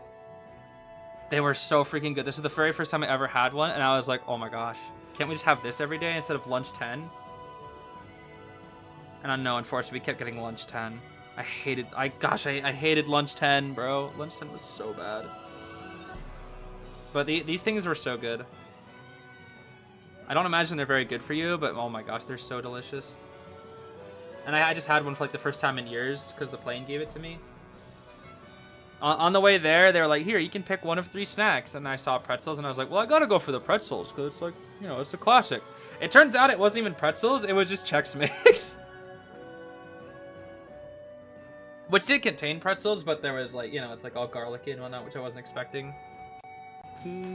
Let's see here. Predictions. FL Zeta. I think Zeta will make the comeback. Let's say... Yeah, we'll go content for escape. Content, yeah. Well, we'll just guess content this time. For the content. How long is my layover? I think my first flight is... On my way there, I think my first flight is like 2 hours. And then my second flight is like 13 hours. And then on my way back, I think my first flight is 3 hours, second flight is 11 hours, and then final flight is like 2 hours. So, something like that. I'll have to look at it again. Isn't it scary taking flight for long hours? The longest flight I've ever been on was... I think 6 hours. So I've never been on a plane longer than 6 hours. And I don't really like planes that much. I'm not a big fan of planes. Not to say that I am like scared of them. I just am very uncomfortable on the plane. It's just not. It's hard to feel comfortable there, with how close they put you to everybody, with everybody like packed in an area. It's a little claustrophobic feeling. And you can't really sleep, dude. Sleeping on the plane is impossible. It's literally impossible. I've never been able to sleep on the plane. I've been able to rest my eyes, but not much more than that. Just use hover to Japan. Yeah, let me use my airplane as hover. So you don't like airplane? Yeah, bro. Yeah, I don't like aeroplanists. Guys, I don't think I like aeroplanists very much, huh?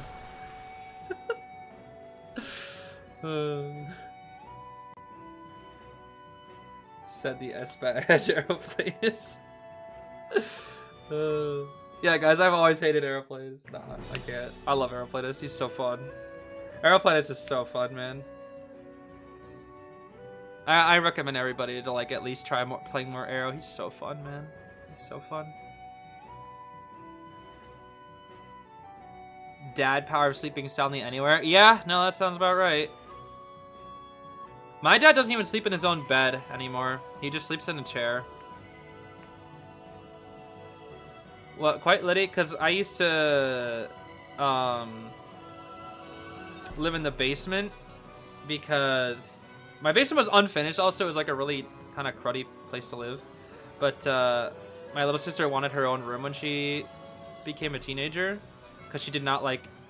Because I used to have... Because we had 2... Or I guess we have 3 bedrooms in my old house. We had one for... Or there were 2 ones for my sisters and I.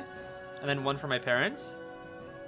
And then when I turned 14, I was allowed to have a solo room. Because it was usually my little sister had her own room. Or sorry, my older sister had her own room for a long time. And it was me and my younger sister. And then I moved in with my older sister, and then my younger sister had one for a while, and then it was swapped. Then I had it for a while. And my little sister got older. But I kept wanting my own room. I didn't want to go back with my older sister.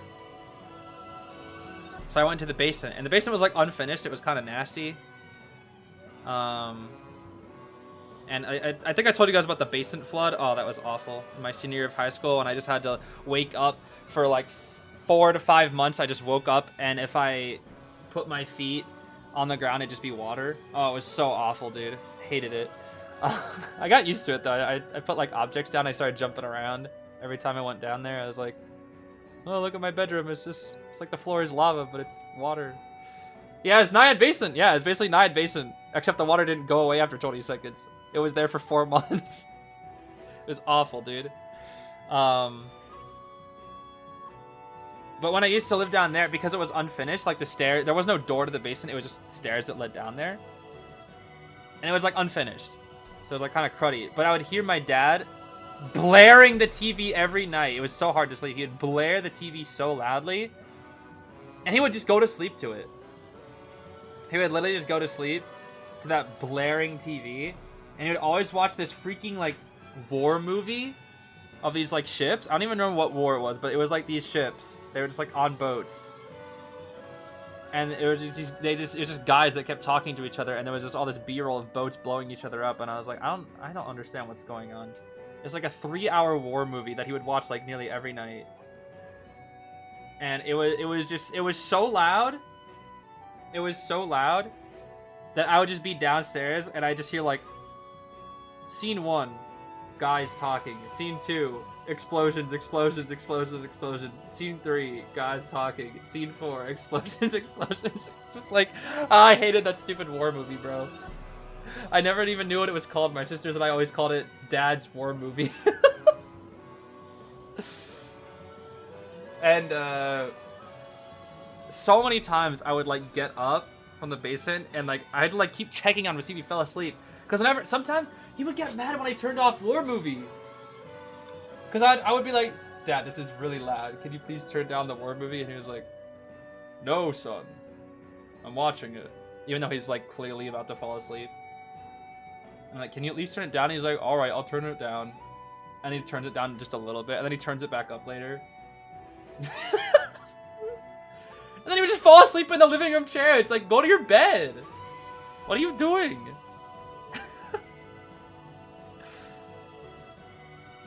And whenever I turn it, it's crazy. It's crazy because he's asleep. And I'd be like, Dad, you want to go to your bed? You want to like actually sleep in your bed? This is going to be bad for your back because he has like back pain. I'm like, this is going to be bad for your back. Doesn't hear me. Hears nothing. I turn off War Movie and he's like, oh. Hey, son. What's going on? I'm like, you hear me when I cancel the sound, but when I'm talking to you, you don't hear anything? Oh my gosh. It's ridiculous. Anyways, it was very... I don't even know how this conversation started. I just started to write about my dad's sleeping habits and how annoying they were. Oh, it's because he slept in a chair. That's right. He would just sleep in a chair. That's what he does. And he could just sleep anywhere. He sleeps in his chair. I think 90% of the time he sleeps it's in the living room chair and it's not even in his own bed.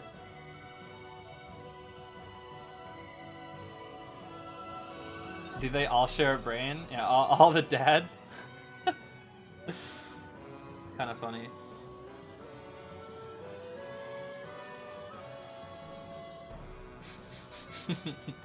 Have I seen Hasden Hotel Season 2? I've seen a little bit of it. It is a show. Parts that I like, parts that I don't like. Still a bit vulgar for me. I'm not really into that kind of humor.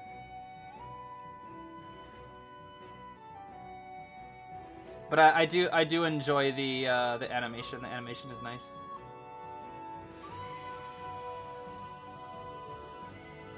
Season 1 for the first time, it's awful. It's weird. It's like I don't find myself hating it, but don't find myself liking it. I think what it is just it's entertaining. It's quite entertaining, but I wouldn't call it like I don't really feel attached to any of the characters really, unfortunately. There's like a couple that I find mildly interesting, but I don't really like most of the main cast. But I like the animation. And I think that's the biggest thing is I kind of enjoy the animation. Cuz I just like cartoons. So have you seen To Be Hero X? I have not. No, I have not. Neither have I seen Knights of Guinevere either. I've been meaning to watch that as well, or however it's pronounced.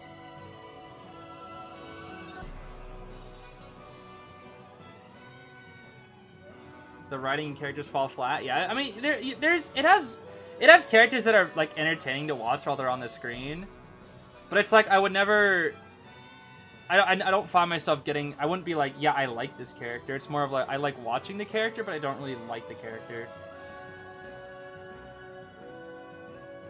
I think if I liked anyone, it would be probably I forgot his name. The snake.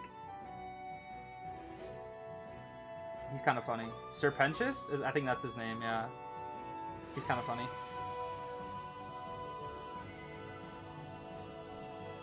But I don't really find. It's like when I play video games or I watch shows. Sometimes I tend to find characters and I'm like, oh my gosh, I really like this character. I want to learn more about them. And then I watch that show and it's like, okay, well these characters are entertaining, but I don't really think about them much after I've seen the show. Not too much, anyways.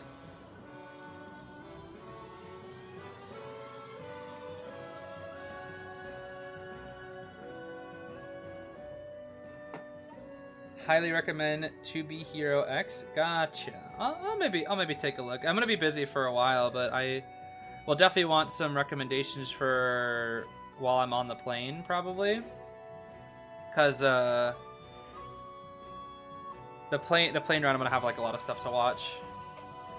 I'll probably also just be like doing a lot of Japanese study on the plane ride there. Depends. Maybe not be able to. It really depends.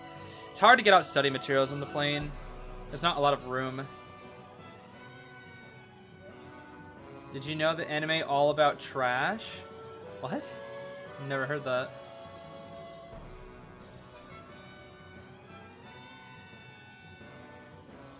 Japanese study? Yeah, I need to brush up on my Japanese for the Japan trip. Watch Solo Leveling so you can fall asleep easily. I heard so much about that anime, never watched it.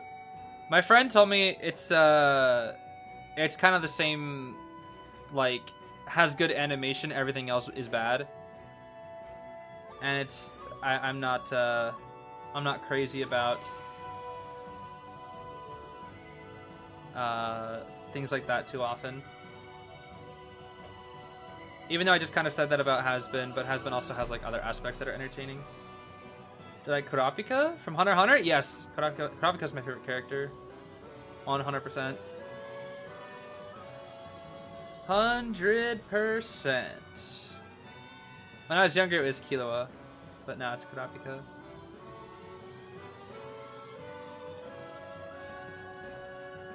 Gachikuta? I haven't heard of that actually. What about Shiapoof? What about him? He's kind of cool, I guess. I don't know. He's probably my favorite of the three Royal Guards, honestly. Or Royal... What are they called again? I forget. He's probably my favorite of the three.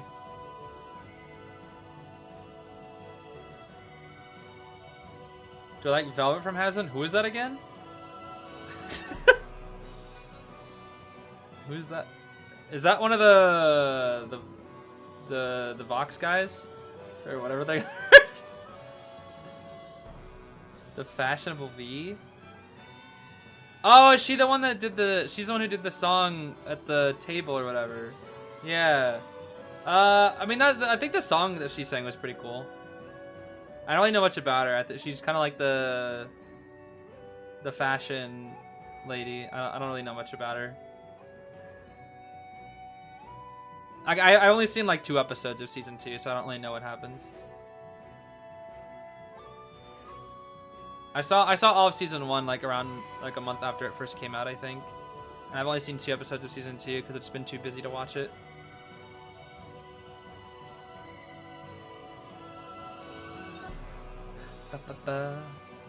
Yo, when is this match starting? Hello?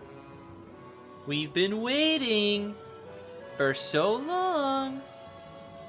Do I collect Pokemon cards or play the games? Which is my favorite Pokemon? Oh, dude, that's a lot of questions. Badoo is likely my favorite, though I don't know for sure. I don't really collect Pokemon cards. I do have a lot of Pokemon cards, but I haven't bought new Pokemon cards in years. I probably will buy some when I go to Japan, though. just so I can see what they're like. And I do play all the games, yes. I recently played Legend ZA, and I streamed it, and I had a great time. I loved that game. That game was very, very good. I still haven't played the new update, though. I still need to do that. Oh, man. Oh, I still need to do that. Is anyone going to see FNAF 2 in a week? Huh? The movie's already coming out? I thought that movie wasn't coming out till, like, next year. I haven't even seen the first one. I don't really have much of an interest in FNAF, so... I'm not crazy about Five Nights at FNAF's.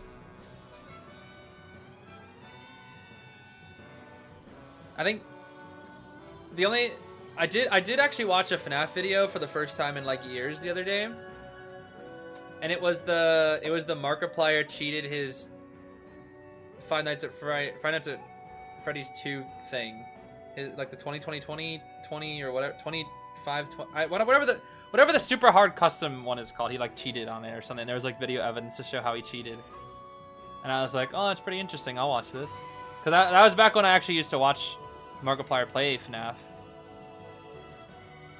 when I was younger. And then I stopped after 3, and I think I saw the first part of 4, and I was like, I am so bored. This is just the same game, but for the 4th time, I just stopped watching. I couldn't really get into the lore of it that much. I didn't really find it that interesting. It's another one of those, like, FNAF to me was another one of those things that's like I found it entertaining, but I couldn't get attached to any of like the characters. It's just not really my thing. ZA was not good. I mean, I think every person has their own opinion. I personally thought it was good.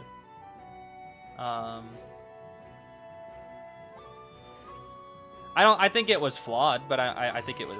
I'm not gonna sit around and say it's perfect. But for what it's worth, I enjoyed it a lot. The characters were fun. The story was fun. The models looked great. Character models, not the buildings. The buildings look like trash, but it's like I don't buy a Pokemon game to look at buildings. I buy the Pokemon game to look at Pokemon. You know?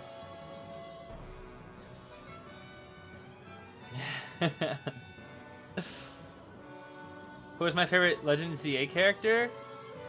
AZ. AZ easily. I think after I played through that story, AZ became like one of my favorite Pokemon characters easily. I love AZ.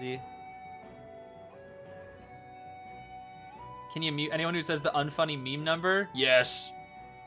You can mute them for 5 years. Okay, that's excessive. that's a bit excessive, that's for sure.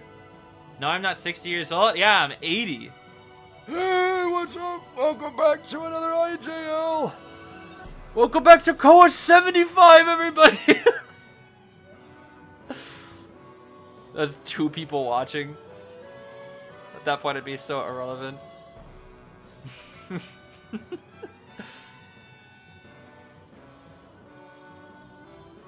Looks like we're watching the postologist come out here. Against the modern gamer. The prompt engineer. Yo, imagine it's 70 years from now they put in prompt engineer, the survivor prompt engineer. I would actually, if they put in prompt engineer, I'm quitting Identity 5. That'd be it, bro. The prompt engineer. I would immediately quit IDV. No questions asked.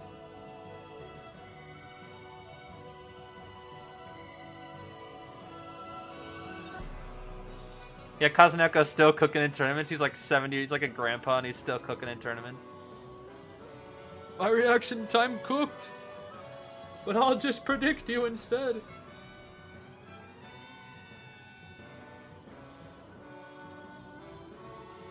Who are we banning? Seer Mech? That checks out. Seer Mech Grave. These are good bands. Orphe, Orphe, Orphe, Orphe. Roy Coffee. And Bald Bro. My name is Bald Bro, and I will give you the smoke.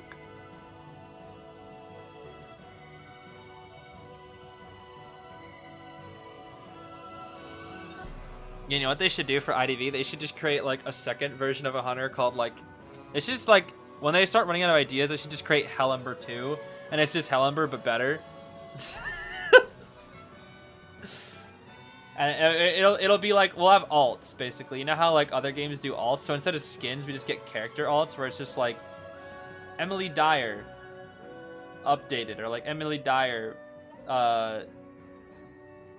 reborn, or you know, it's like Emily Dyer redeemed or something, and it's just like Emma Wood's second game, and it's like her abilities are different.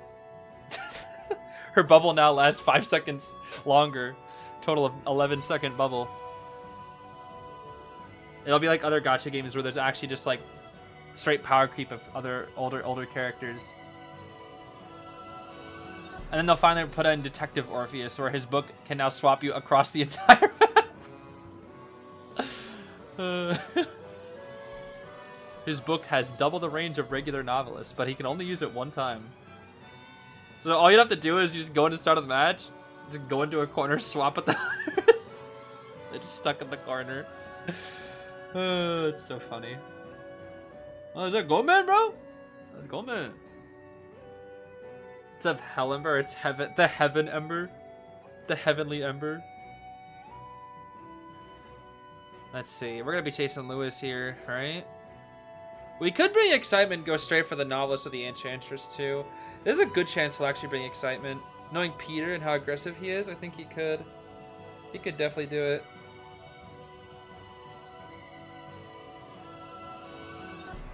I doubt. Like, you could go for Puppet too. Peeper against Puppet really shuts him down. Patroller as well.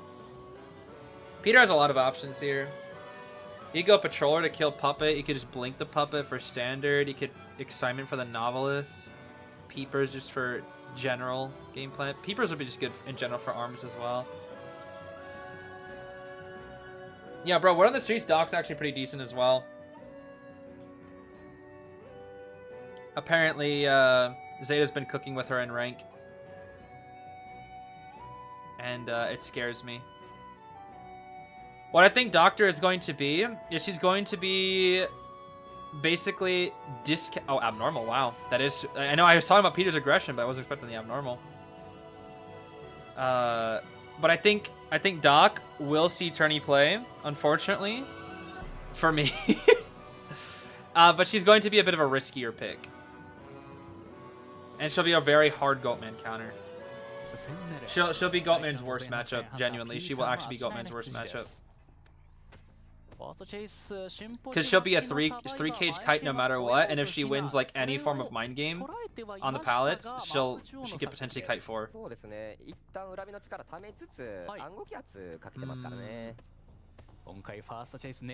see here. Here's the first cage, no? My name Peter. I smack at the chips. I chip at the smack. I kit the cat. Hi, cat. Peter swing. Now we have the 3 stack. We have enough cage though. We could. Oh wait. Actually, wait. Could you go for a lock cage? You can maybe do like a lock double cage. Maybe. Let's see here. Yeah. Oh, she got the glitch. She got the glitch!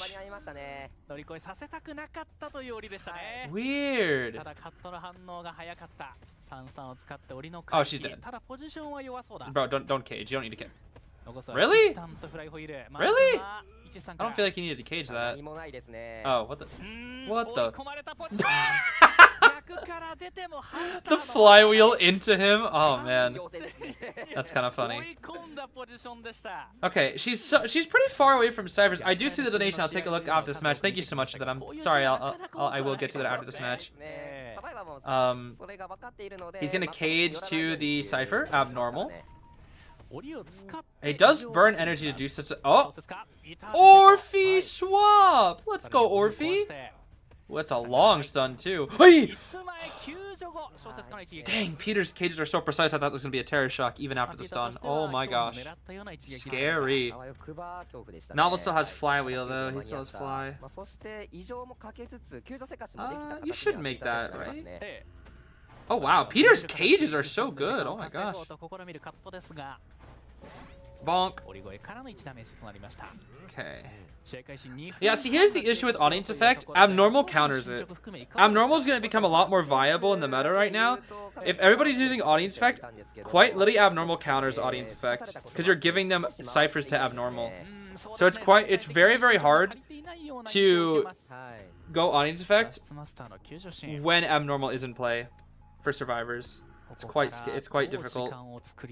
Takes a lot of strategy by the serves. Okay, Bald Bro smoke.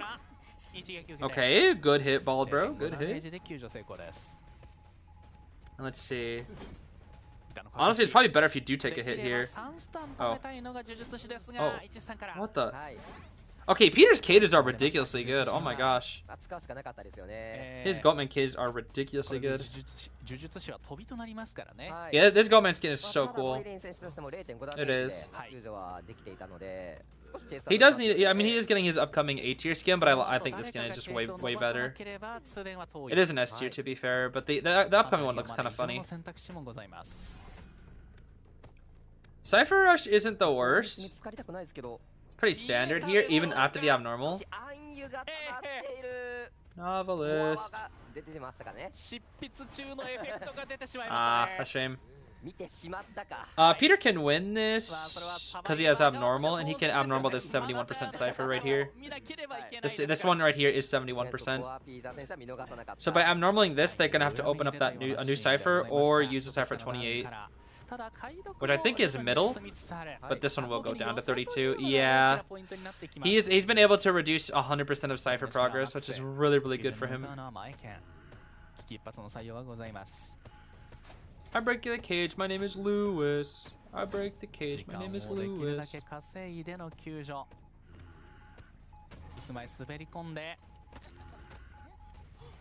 I really thought we were gonna be seeing a Terror Shock that time.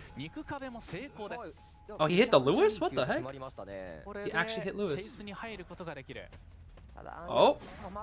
Dang, that hits? Oh my gosh. Okay, well, we have a book, but... Oh, he's slugging. He's slugging. Ooh. Bald? Careful, Mr. Bald? Ooh. This is getting very scary for FL. He's gonna go for the smoke. Give him the smoke, Bald Bro. Are we gonna set up a cage exactly where the smoke is? That'd be interesting.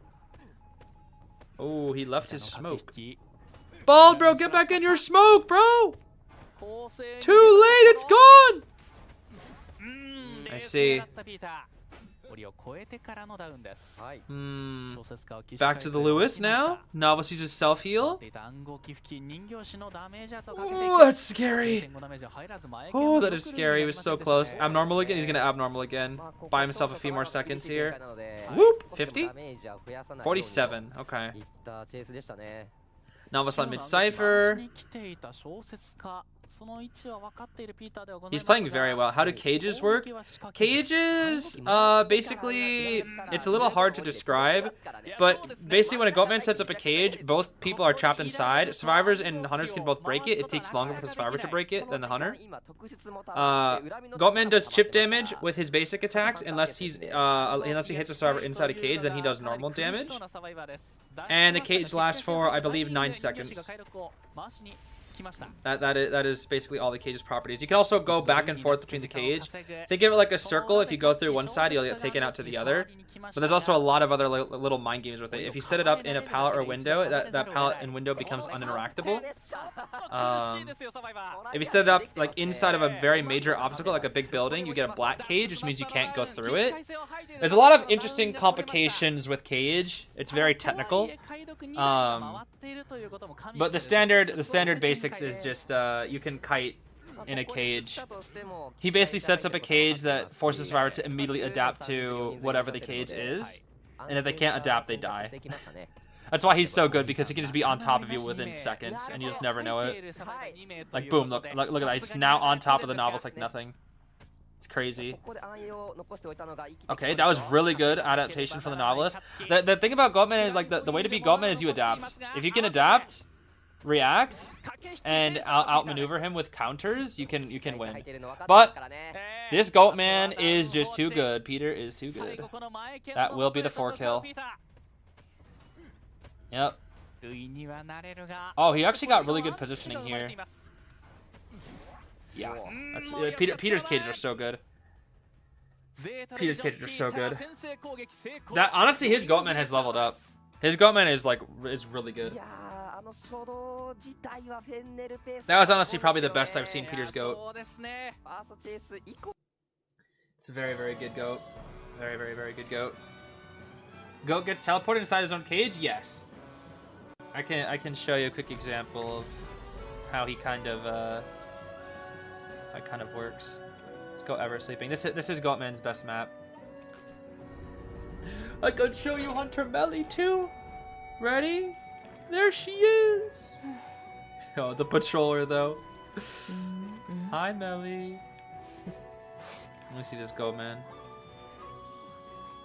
Wait, is this normal match or practice? Ah, it doesn't matter.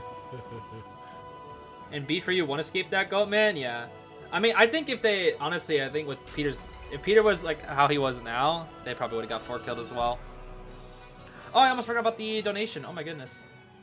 Shumai, oh my goodness. I'm so sorry I didn't notice until now.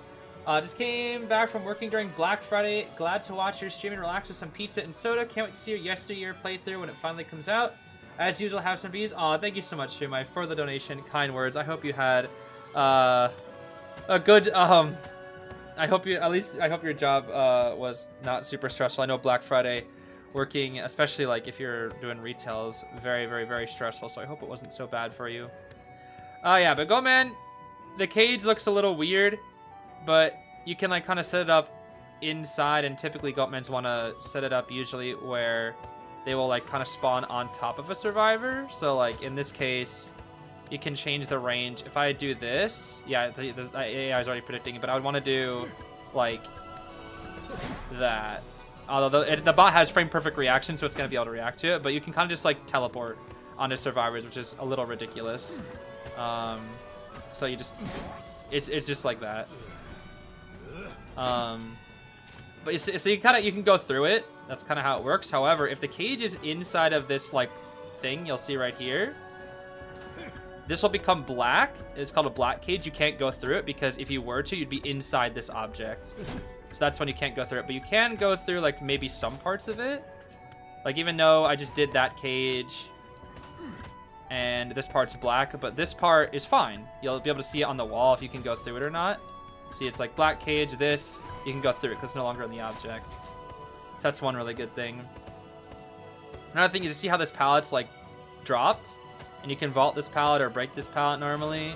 If you cage and your cage is like in between it, it'll become black, which means the survivor cannot interact with it.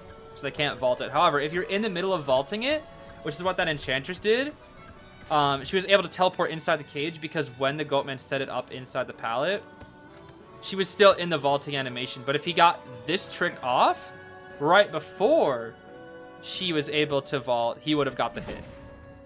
But since she was vaulting it, it didn't register the uninteractable pallet. So those are a lot of little fancy Goatman tips that Goatmans use. It's also why Ever Sleeping is his best map, because you can set up black cages, and it makes it so survivors literally have nothing to kite with. Because you kind of just create a wall right in front of them. I'll make a Queen Bee video after your time in Japan. Queen Bee video will hopefully happen tomorrow, if not tomorrow, Sunday. It's just taking a while because I've had a lot of things to do, including rank on top of everything. Because I want to film Queen Bee stuff. I was filming my Cage of Yesteryear. I was editing that a little bit, and I also have to catch up on my friendship because there are routes I can't take until my friendship is high enough. Oh yeah, let me get that pop quiz done as well. Let's see. Where the pop quiz? 3 Tide Turners. The classic. The classic. The classic.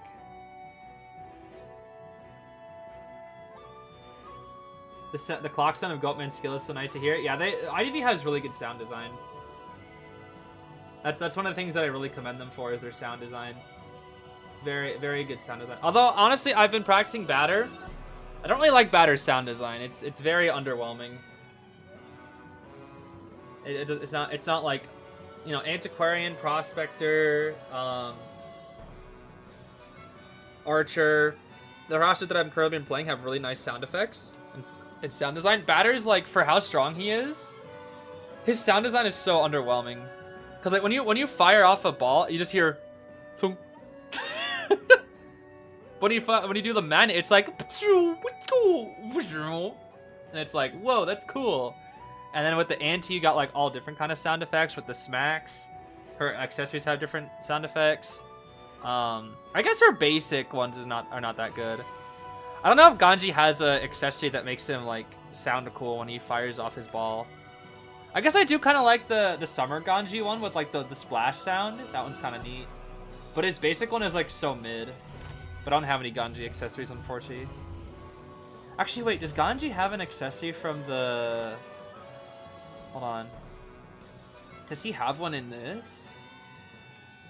In the selection thingy? I mean, I got officers already. Does he have one? I don't think he does. No, he doesn't. He has a permanent A tier in shop. What is his? Oh, let me get this. Ba ba ba ba.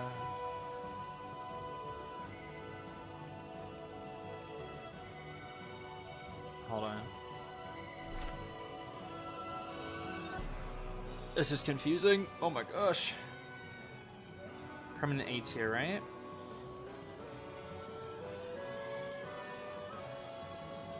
See Ada's thing.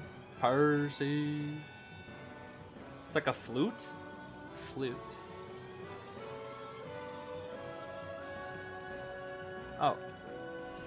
Bansuri. Its sound brings back memories of one's hometown. Ah, interesting. Does it, like, make his bat sound cool? Yeah, the summer accessory one, I kind of like the sound effect of, because it's like a little splash whenever he goes for his little bat. It's like a splash. But I was practicing some batter, and all I'm hearing is a little, and it's just like, bro, come on. It could sound so cool. All of his A tiers change his sounds. Wait, the skins change the sound effects? Do they? Hold on. I didn't know that. Buy the Enchantress accessory and main her. We already have an Enchantress player on the team. And it is not me. My job right now is to master harassers. And my next project is batter. Because my pros, anti, and archer are... My prospector is the best of the three.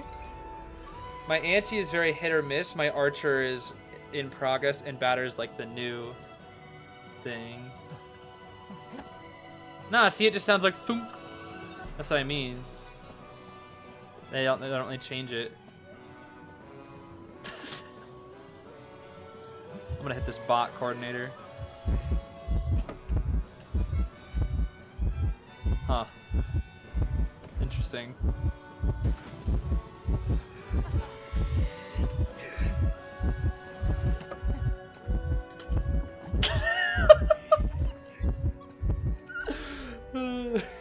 Sorry, Wuchon. Oh, that's funny. They said accessories, not the skins. Oh, I see. I see. No, I didn't buy his COA accessory because I could, but everybody was telling me that it's like really mid, like it doesn't really do anything, and it's kind of lame.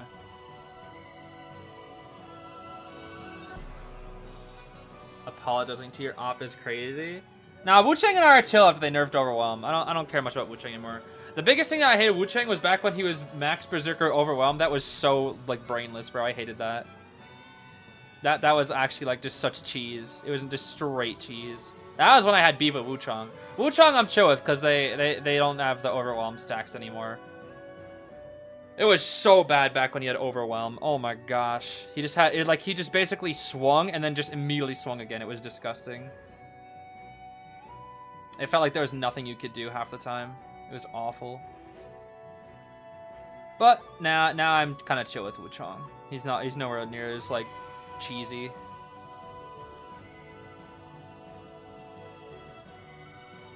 The biggest hunters that I have been frustrated with in rank specifically have been Joseph, because he's a cheese lord, Percy, because he hard counters every character that I've been playing, and Geisha, because I just have a huge skill issue versus Geisha. Those are like my 3 rank demons right now. Whenever I see one of them, I know I'm gonna struggle in that match. Well, maybe not the Joseph. If we have 4 stack, the Joseph isn't that big a deal. It's more just annoying. Orfeo, thank you for becoming a member for 11 months, nearly a year. Thank you so much for your continued support. Very kind of you. Oh, it's Ricky Sterling, huh? Ricky and his granny out here to play. Mech, Explore, Anti-Grave. I mean, this is... Wait, this is Kazuneko Archer? Hold up. Wait, Kazuneko Archer about to go crazy. Wait a sec. Yeah, I don't know why Joseph is allowed in solo performance. Actually, the 1v1 mode, they allow bans now, which is kind of weird. They didn't have that earlier when I started playing it. I was doing it to practice some banter earlier. They allow bans. And all I did... I don't ban anything, but I do ban Joseph, just so I don't get cheese. Because you can do 2 bans. You can do 2 bans on each side. You can ban 2 serves, ban 2 hunters. Which I don't know why they let you ban, because it's like... The whole point is to practice, so I don't know why they let you ban. But me, the only thing I ban is Joseph, because I'm trying to learn, but I don't want to actually just get cheesed. So I guess Mad Eyes would make sense to ban too, yeah. But Mad Eyes, I would be okay letting through for 2 reasons. 1, there's very few of them, and 2, you can at least practice routing against Mad Eyes. Because I'm sure Mad Eyes is very important not to let him lead you into an area where you can trap yourself. Because if you get trapped by a Mad Eyes, you're cooked. That's why, like, Mad Eyes is so matchup knowledge dependent. Where if you back yourself into a good corner, you're cooked. You can ban whenever you're good dog against already. I guess that's true. Like, I would still want to ban Joseph because I just want to cheat. I don't want to get cheese. I don't want to have to deal with that. It's just a waste of my time. So I guess I could ban, like, Joseph Nightwatch, honestly. Because I don't really need practice against Nightwatch.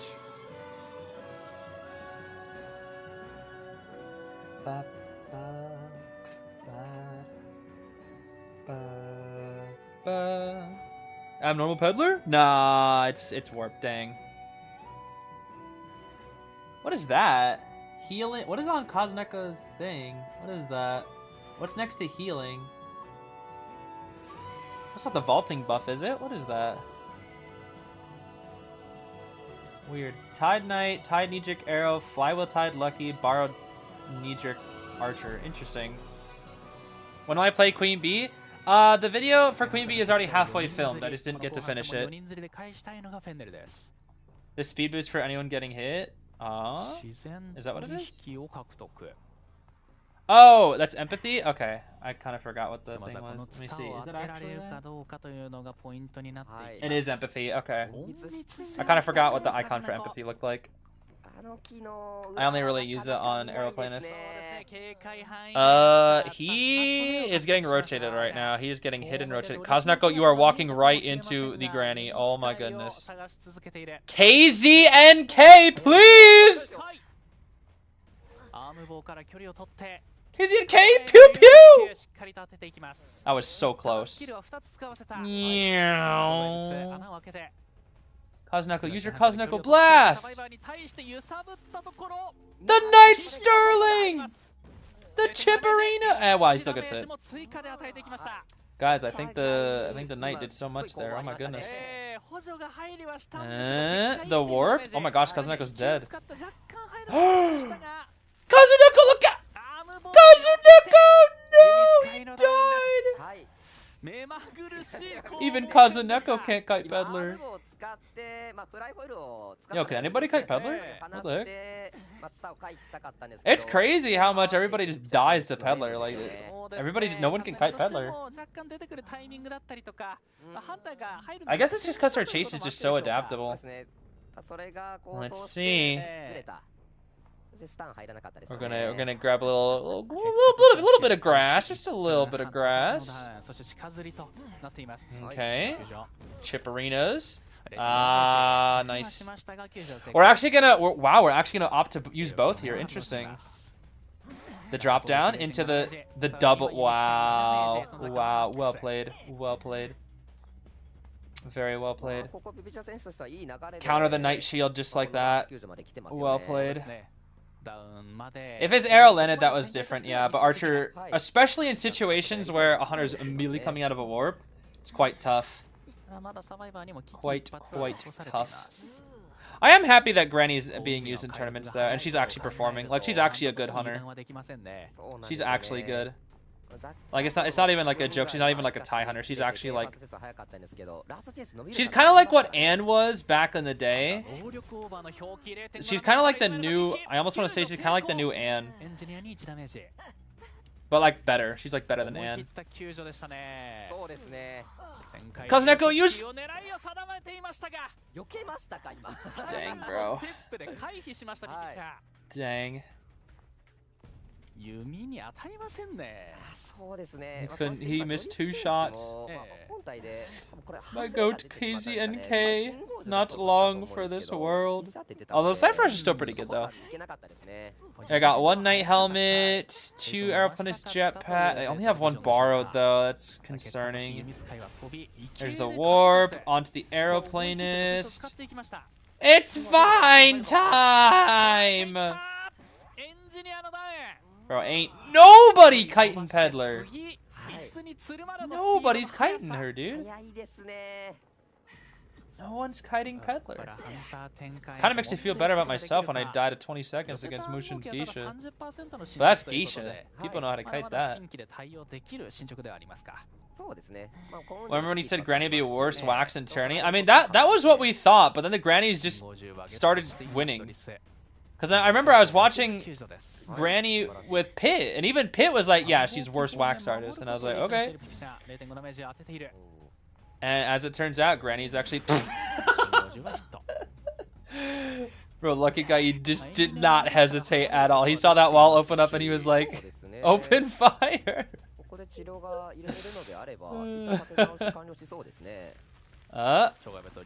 Okay, chips. Flywheel, let's go. Makoto. Huh, bonk. Granny attack. You see, we RC lost because Unpi was opening a chest and got terror shocks? What? The goat Unpi? I can't believe that. I actually got TS on the chest. The gems! Dang, the Peddler onslaught is crazy. She's using all the stuff here. Since you started playing Air, your team has forced you on Rescue, and now our coach is making me learn Clown, Grave, etc. Ah, interesting. I mean, you typically played Meteorologist Archer, right? If I remember correctly, Misty. You were usually playing on those 2 characters, so that's a bit of a switch up, though. That definitely is a bit of a switch up. But I hope you're enjoying your time playing Aeroplanist. I'm glad you're enjoying your time playing Aero, because he's so fun. Oh,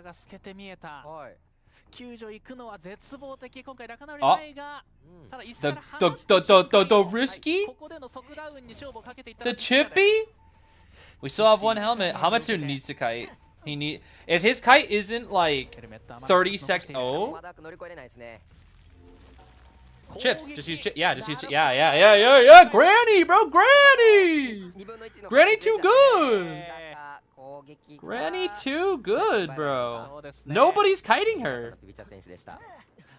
Oh, we're doing this strat. I see. I see. We'll grab a little bit. Grab a little bit of chipperinos. Grab a little bit of grass. Haha, Granny. Okay. I don't know how close the Knight's thing is. Aeroplanist, he is stalling the rescue, he will rescue eventually, but you know, it's kind of funny. I know what the point of this is, but cancel. Yep, there we go. I know what the point of this is. It's just to you know, rescue stall in case she'll chair the Knight so that airplanes get an easy dungeon. But now this is a little trickier to deal with. The plan there was fine, but I feel like because she's gonna have trait back, now it just didn't really work out for Zeta. So it's gonna be a little tricky. You joined the team and they wanted to be first chase and I switched it up. I mean, I guess it's fine. Sometimes people are just better at certain roles. Maybe they just thought that you'd be a good rescue after you went on your airplanist arc. It just kind of happens. Plus, not everybody gets to play what they want to play. Oh! Okay, no rescue? Dude, Pipicho's granny is really good. This granny, dude, like, no one's ready for this granny. Not a soul is ready for this granny. Not even Kazneko the goat. No one's ready for this granny, dude. No one's ready for granny.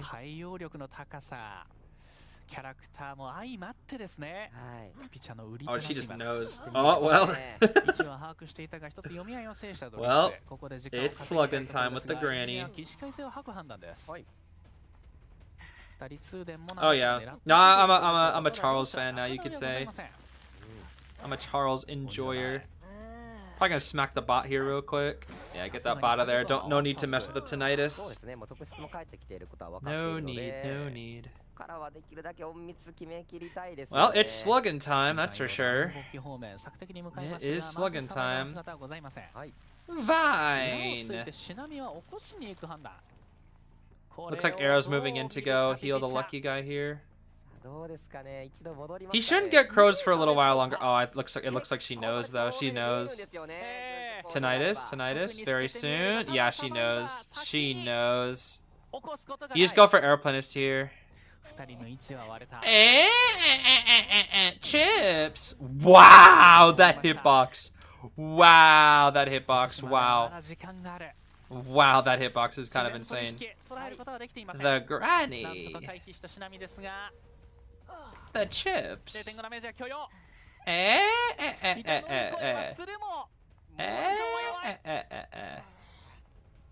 The vine. Yeah, it's cooked. That's GG's. That is GG's. The lucky guy does have self-heal, but I mean, unless he's able to kite for 30 seconds with that single flywheel, which I doubt is gonna happen, it's gonna be tough. Why are you tiptoeing? Okay. That was kind of whatever. Dang, okay. Let's go. The granny is cooking. Let's go, granny. Yeah, that was kind of an NAEU rank kind of flywheel. I can't even lie. That was an NAEU rank flywheel right there. That was not a pro flywheel. Zeta is not ready for granny though.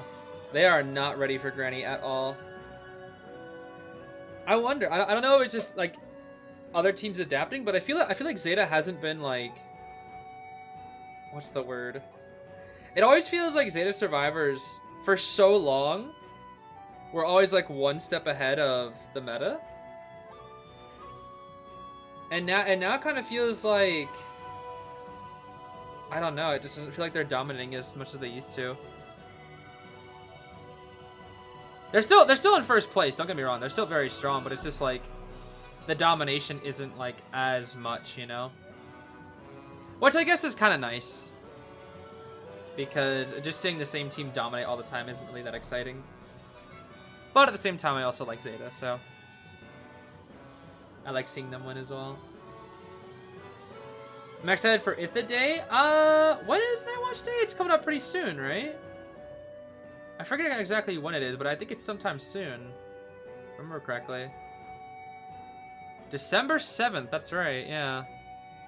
December 7th. When is December 7th? That's a Saturday, right? Or is it?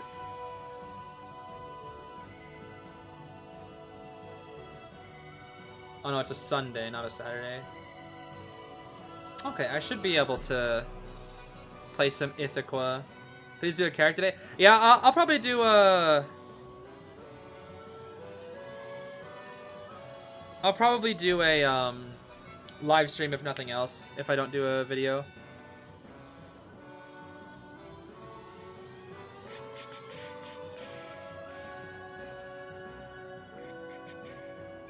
Yeah, apparently, that palette trick from earlier, apparently, some people don't know how to perform it even. It's quite interesting, though. You gonna play it? Yes, I will play Paper Bride 7.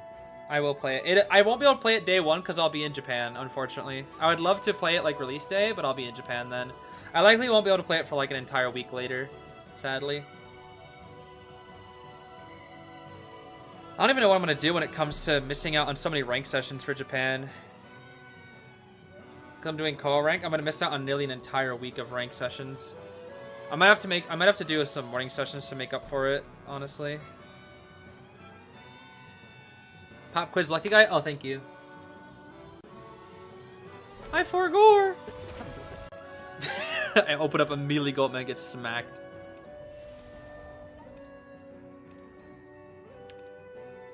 I wonder, will anybody kite the granny? Will anybody take down Peepeech's granny? Because that granny, dude, that granny's like 4K streak or 4K like win rate percent is like really high. Like Peepeech's granny alone has like so many 4Ks under his belt. It's ridiculous. Am I gonna do more previous guess your rank, previous submissions? Yeah, there will be a guessing your rank video probably Tuesday, I will say. Tuesday, I will say. It's unfortunate because I just had to delay a lot of projects for certain reasons, but I'll have a very stable schedule because of COA rank, and I kind of have to. So my schedule is going to be very stable outside of the Japan trip for, like, this entire season. Outside of the very first few days, because I'm still, like, adapting to it. But there will be both a live stream and guessing and videos of guessing your rank very soon, very soon.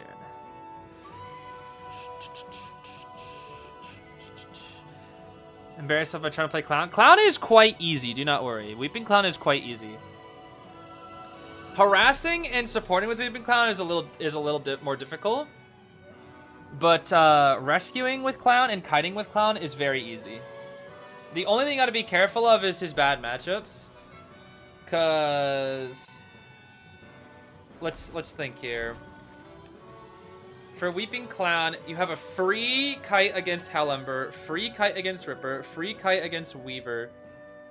Geisha, I wouldn't say is free, but it's winning. Wuchong is a free kite. Joseph is free kite. Mad Eyes, I mean, that's not really a thing. Feaster, I wouldn't say is free, but like, no, actually it's probably free. You should be able to dodge Tentacle. Dream Witch might be tricky. Axe Boy might be tricky. Lizard should be free kite. BQ should be free kite. Bonbon is free kite. Anne is free kite. Antonio free kite. Free kite. Percy's gonna be hard. That's a hard matchup. Wheel's gonna be another hard one, but you just use Rocket out of wheel mode. Naiad's free kite. Wax free kite. Nightmare free kite. Clerk free kite. Hermit free kite. Nightwatch free kite. Opera, if it's a good Opera, you're gonna be equal speed to her basically, so you gotta just be ready at a pallet. But good kiter, free kite versus Fools, not free kite versus Ivy. Actually, Ivy might be a bad matchup. Goatman's a really hard matchup too. Hullabaloo can deal with Clown, but if he has jumps, it's hard. I would still say not free, but tricky. Peddler could be tricky. Queen Bee is unknown, but I'm gonna assume free kite as long as you don't get chipped. And then Qist is probably free kite as well. Who can bail you off your rocket? Yeah, but the thing is, like, just wait for him to bell first and then rocket. Or you can just bell and use the insta speed boost. When you're going up against a smiley face, don't rocket for distance, just rocket to cancel his rocket. Go to like look for like an alleyway and do that, and if you can't, it's gonna be hard, but you want to like crash into the wall and try to block his dash that way. Clown has a speed boost, yeah. When your rocket explodes with Weeping Clown, you get a speed boost. If within a certain range, all stars get a speed boost, and the hunters also get a movement debuff if they're not directly hit by it, which is quite good. So even it's like he gets a speed boost from the rocket, he gets a boost from the rocket, and when he crashes the rocket into a wall, he gets another speed boost after it. So he gets a lot of speed boosts, lots and lots of speed boosts. Yeah, this character is just Speed the character. He's a very good character. Very good character. I wouldn't say he's S tier, but I would say he's like A+ tier. Weeping Clown is very good. Very good character. When is next Guessing Your Rank video? Probably Tuesday. Most likely Tuesday. Hunters can just swerve to the right and dodge Weepy's rocket. He's very easily countered. Yeah, I would say if you if you want to learn how to play Weeping Clown, watch Unpi. RC Unpi is the best Weeping Clown in the world. His Weeping Clown is insane. Like he's just insane. I don't know what to say. He's literally just insane. His rescuing is insane with Weeping. His harassing is insane with Weeping. His support is insane with Weeping. And he's able to, like, even when he misses his rocket, it feels like he goes for these crazy 360s and he still gets the stun, or at least, like, delays the chair, which is just ridiculous. Yeah, Hasha's stats looking pretty good. Not the best we've seen so far, but still pretty good.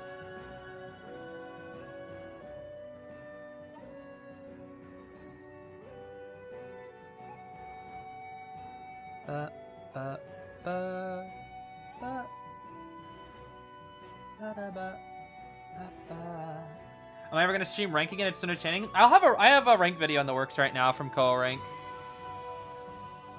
It is in the works. I don't tend to stream rank very much because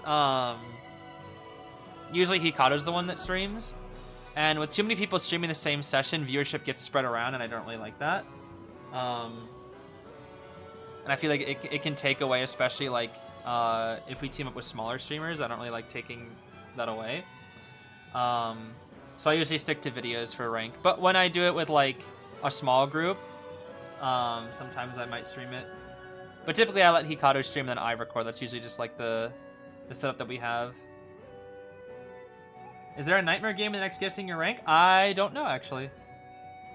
I do not know. Yeah, Queen Bee video should be out tomorrow, if not tomorrow, Sunday. It's like halfway done. It's halfway filmed and edited, but I still need a few more games. But yeah, I would like to stream rank for Hunter as well, but I need to focus on COA rank for my team right now. Queen Bee will be in COA group stage according to Smitty.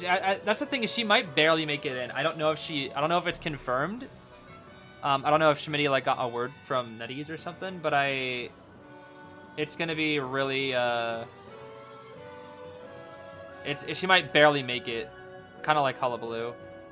If she does, she will barely make it in. I didn't think she was going to. Isn't Sunday tomorrow? Yes. Well, yeah. I mean, for me, it just turned midnight, so yes, it is tomorrow. But I guess when I said that statement, it would have been tomorrow and then the day after. Do you have any tips for hitting her chips? They feel delayed almost when I try. Okay, so one thing is, if you have bad ping, the chips are going to be harder to hit. That's just straight up unfortunate. That's one thing that you have to recognize, is that she's slightly ping dependent in terms of aiming her chips. So that's a bit unfortunate. The best way to hit her chips is to hit when somebody's dropping a pallet or when they're vaulting. That's the best time. Because her chips are very reactable, but what you can use them in a couple ways. One is to do it when they're at a pallet or a window. You throw out the chip then. If you have 2 chips, you can try to do like a chip and then follow-up chip to actually just get the hit. Or you can do chip to force them away from a pallet or a window, and then while they're stepping away, you can basic hit them. But in general, the better you're paying, the easier it will be to hit. Also, Orfeo Akamaju Enjoyer, thank you so much for becoming a member. Thank you there. Big thank you. Remember, when is the time I will open the document / hall? What do you mean? What document? Oh, for guessing your rank. I see. Yeah, that'll be a community post page that will open on the YouTube, on my YouTube channel and in the Discord server. But the new one won't open until next year. It'll be January 2026 when that one opens. You can also chip point blank. Yeah, you can, but survivors will likely be trying to circle around you to prevent it. If they know what they're doing. Yeah, Hasha, play Clerk. Play Clerk on Dark Woods. Nah, Dark Woods Clerk probably is garbage. Antique Dealer. Yeah, you're not gonna play a Clerk into Antique Dealer, that's for sure. Heck no. Antique Dealer versus Clerk. No, sir. No, sir. Can you join? Yes, it is in the description. I think. Is it? It is, yeah, it is in the description. You just gotta click the little check mark after reading the rules. We have a lot of rules though. Make sure to just read through and follow them. Because I like making sure my Discord server is safe for people. Alright, Cosneco, now what are you gonna pick? The gimmick? Nah, Cosneco's taking anti. Dolisu's taking that Faro. 100%. 100% taking the Faro. Yeah. Oh, Cosneco on Meteor. Okay. Interesting. They'll give Hamatsu anti. Interesting. Alright then. The gimmick lady has returned. The funny hat lady. I kind of want her hat. I really actually kind of want her hat. Honestly, Far Lady design without hat, 0 out of 10. With hat, 10 out of 10. Okay, that's a bit much. The new character design, it's literally just a hat on the ground. 10 out of 10. So dumb. Okay, what are we gonna play into this, Hasha? I doubt... I guess you could go Witch, but I don't think Witch is very good on this map. Ah, Ivy. Yeah, it's been a while since we've seen an Ivy game. I guess this checks out. It does kind of counter the Gimmick Lady, right? Or no, it doesn't. No, Gimmick Lady kind of does well against Ivy, right? Yeah. I mean, it's good against the anti. The Meteor's 50-50. Officer counters it.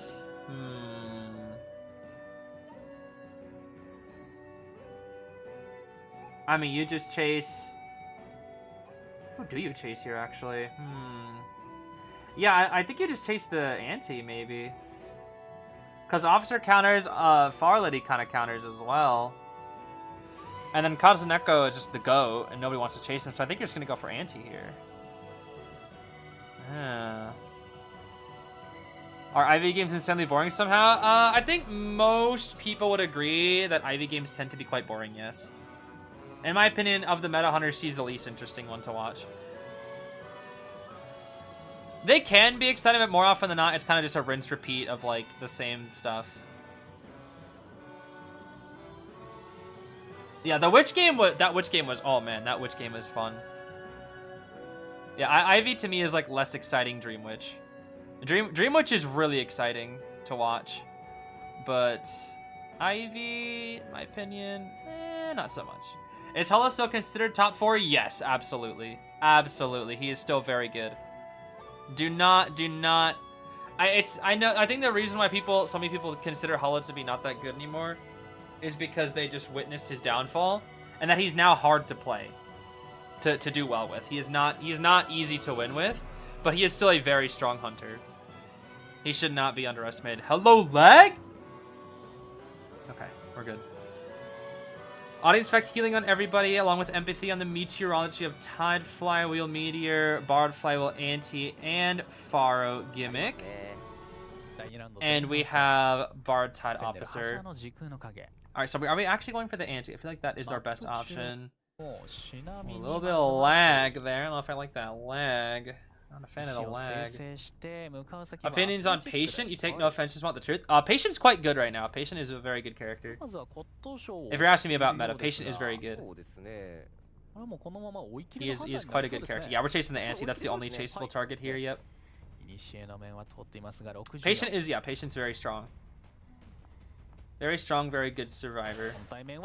Ooh, ooh, ooh, ooh. Ooh. Into the... not quite the pallet stun, but that's okay. That was really good from Hamitsu. That you forced out the early scare. Oh my gosh, imagine if he vaulted into her. Oh man. Oh man. Or running back into the tablet. That's a choice. Oh, he's gonna fly with the corrosion. Oh, never mind. He's gonna take the free hit. Hello? Why? Why are we taking the free hit? Strange. Maybe he doesn't want to deal with like a blink lineup or something. I'm not actually sure. Why did he take that? Because he could have flywheeled it. I wonder why. Maybe he wants to save the flywheel? I don't understand. Alright, there are tablets galore. I'm sorry, I meant ostracons! Ostriches. There's ostriches galore. Oh wait, oh my gosh! Big brain Hasha? Wait, that was actually so big brain. Wait, that was actually omega size, like turbo brain. Okay, it wasn't actually like, it wasn't like god, like insane level brain, but that was honestly like a really good play. I mean, there wasn't really many options for that. It was kind of predictable, but at the same time, it was like the setup though. The setup was genius. That was just really good. Yeah, so we're gonna hit him. We're gonna hit him eventually. We're gonna hit him eventually. Oh, you want these drop downs? Ooh. No blink drop down? Okay, that's fine. I thought I might see like a cheeky blink right there or something. Oh, we don't need to. Full pres, yeah. We can hold on to our blink.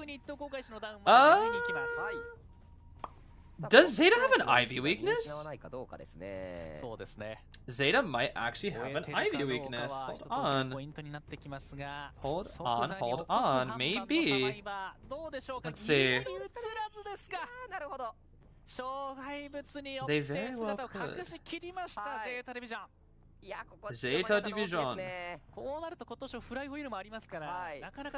The meteor's too far. We'll flywheel. Blink's ready.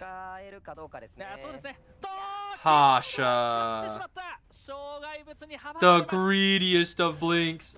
Oh, it doesn't matter. Okay. What the? Oh, she flipped off the stairs. Oh my. I don't know why he bothered blinking. There was like no reason to. Oh my gosh. There we go. Pressure down the gimmick. We can pressure down the officer here too. Slow down the ciphers just a little. Just a wee bit. Slow it down again. Alright, Kazuneko, let's see this. Ooh, the freebie? The body block? Okay. KZNK, I see you, my goat. Ciphers aren't too bad here. There's a tablet down there, and this would be a great time to use blink.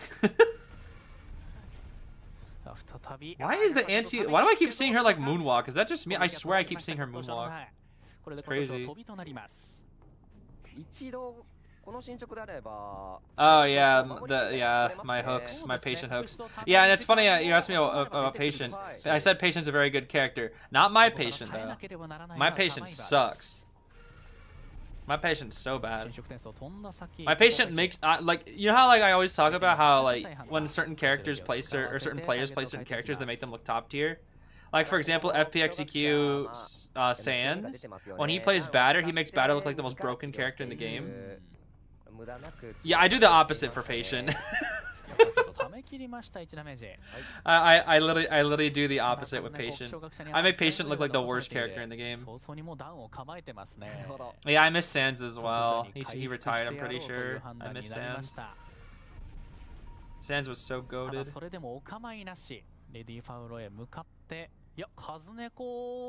We do have a syringe for Shinami. We do have 2-1. Item states are okay. We dug up the chest and we also have a perfume. This is actually not the worst. This is still very tieable. Because they're gonna double heal. This is the thing. They got Cloud heal off and Officer should have heal primed. I think. He will finish his heal. There we go. Yep. He didn't get 59. Unfortunate for Shinami, but that's okay. That heal prime allows him to live, and if he waits long enough, he can actually use the syringe to heal up again. Yep, that's really good. That's the power of the new healing buff. You can use a syringe to heal twice now. So all this healing is actually like really hurting Hasha. Yep. See, if Kazuneko didn't get that healing play earlier, he would have died. Although he's probably dead here. Let's see. Unless he can mind game. Nope, he's dead. He is cooked, bro. He is cooked. And the gimmick lady's eating the cipher. Look at her. Look at she's eating the cipher. She's eating it. She's like yum yum yum. Yum yum cipher. This is also new Persona Web diff because the officer is healing. He healed twice with a single syringe, which wasn't possible in the past. Unless he brought like a very specific build for it. Oh! Pop! Gimmick lady, pop! Use your gimmick lady powers! And there goes the shower. Oh my gosh. Okay, Mr. Kazuneko. What are we gonna do here? We don't have any items except for a gosh darn fly one perfume. Perfume straight distance? Use your perfume! Oh, he did. I didn't even notice. That's fine, actually. He's buying time. Buying a little, just a little bit of time. The Yith isn't at the gate, though. They're actually, this is actually giving them a free tie, is it not? It is. Because Gimmick can just walk out. Wait, the dungeon's right there. No way Kazuneko can't make it.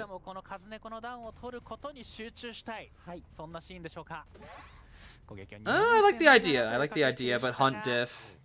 Okay. That was honestly pretty well played from both sides. It looked a little rough there, but Zeta got the tie. That's the thing about Zeta is, like, even if they perform badly at the start, they still can tie. And I guess they didn't even perform badly. Like, Hasha was just, like, performing well with the setups and whatnot in the basement. I didn't even know he got the double down. The Cypher Rush was just really good. That's the thing about Zeta, dude. They're so hard to win against.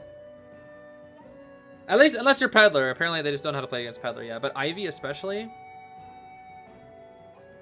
there's so many times I've seen them play against Ivies, and they just always tie. It's crazy. Where's my niche hunter picks? Niche hunter picks don't come out very often, and when they do, it's usually round 3. We did see a Hermit earlier with Insolence trump card and Abnormal. That was kind of insane. We saw the Granny earlier as well. Have I tried playing Queen Bee? Yeah, yes, I've played Queen Bee a little bit. There'll be a video on her this weekend. She's so fun. I love her. She's super, super fun. Yeah, plus IVL also does have a little bit more unique players and character picks.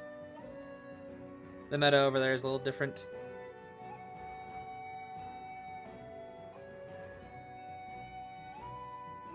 Oh, it is already midnight. Oh my goodness. Okay, I'll probably see what they pick for next round, then that'll probably be it. We'll see. Should watch IVL between the matches of IJL. I don't know if I'm allowed to do that, actually. Because technically NetEase is like keeping track of these IJL streams somewhat, so I don't know if I'm able to do that. I guess it would probably be fine.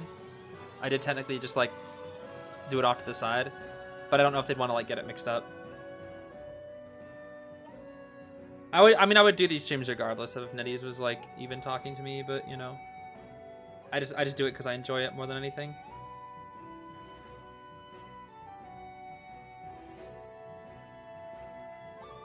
Where would I put QB in terms of meta?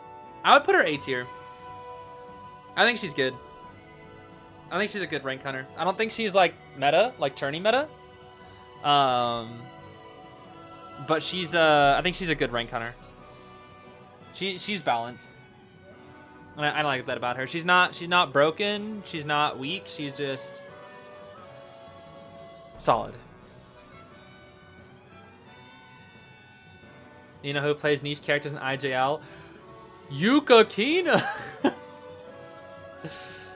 Oh, I know Akka does as well. The clown, the Kaka, Kiki Kaka.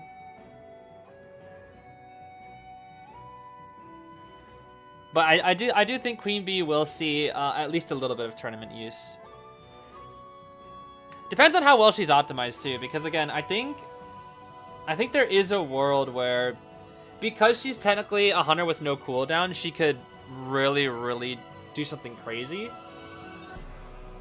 But she's gonna need to be optimized so hard. Like her movement and bee siphoning needs to be like insanely optimized.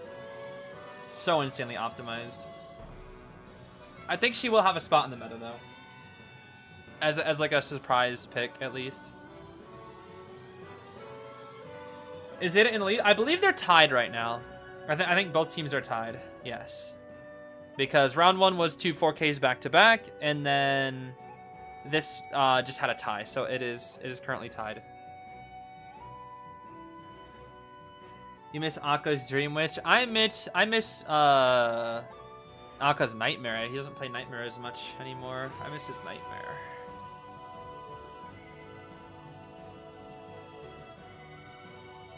I miss the Akka Nightmare.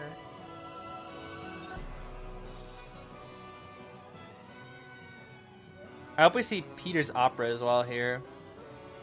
Oh no, he's not gonna. No, he won't play Opera. It's Darkwoods. He won't play Opera. I guess he could if he's aiming for a tie, but like every time I see Opera come out on Darkwoods, they tend to like just struggle. It's a very tricky map for Opera. I feel like quite tricky. Hey, what's up, Father Milk? How we doing? How's COA rank? I imagine you guys. I imagine you're doing COA rank. How's the grind been for you?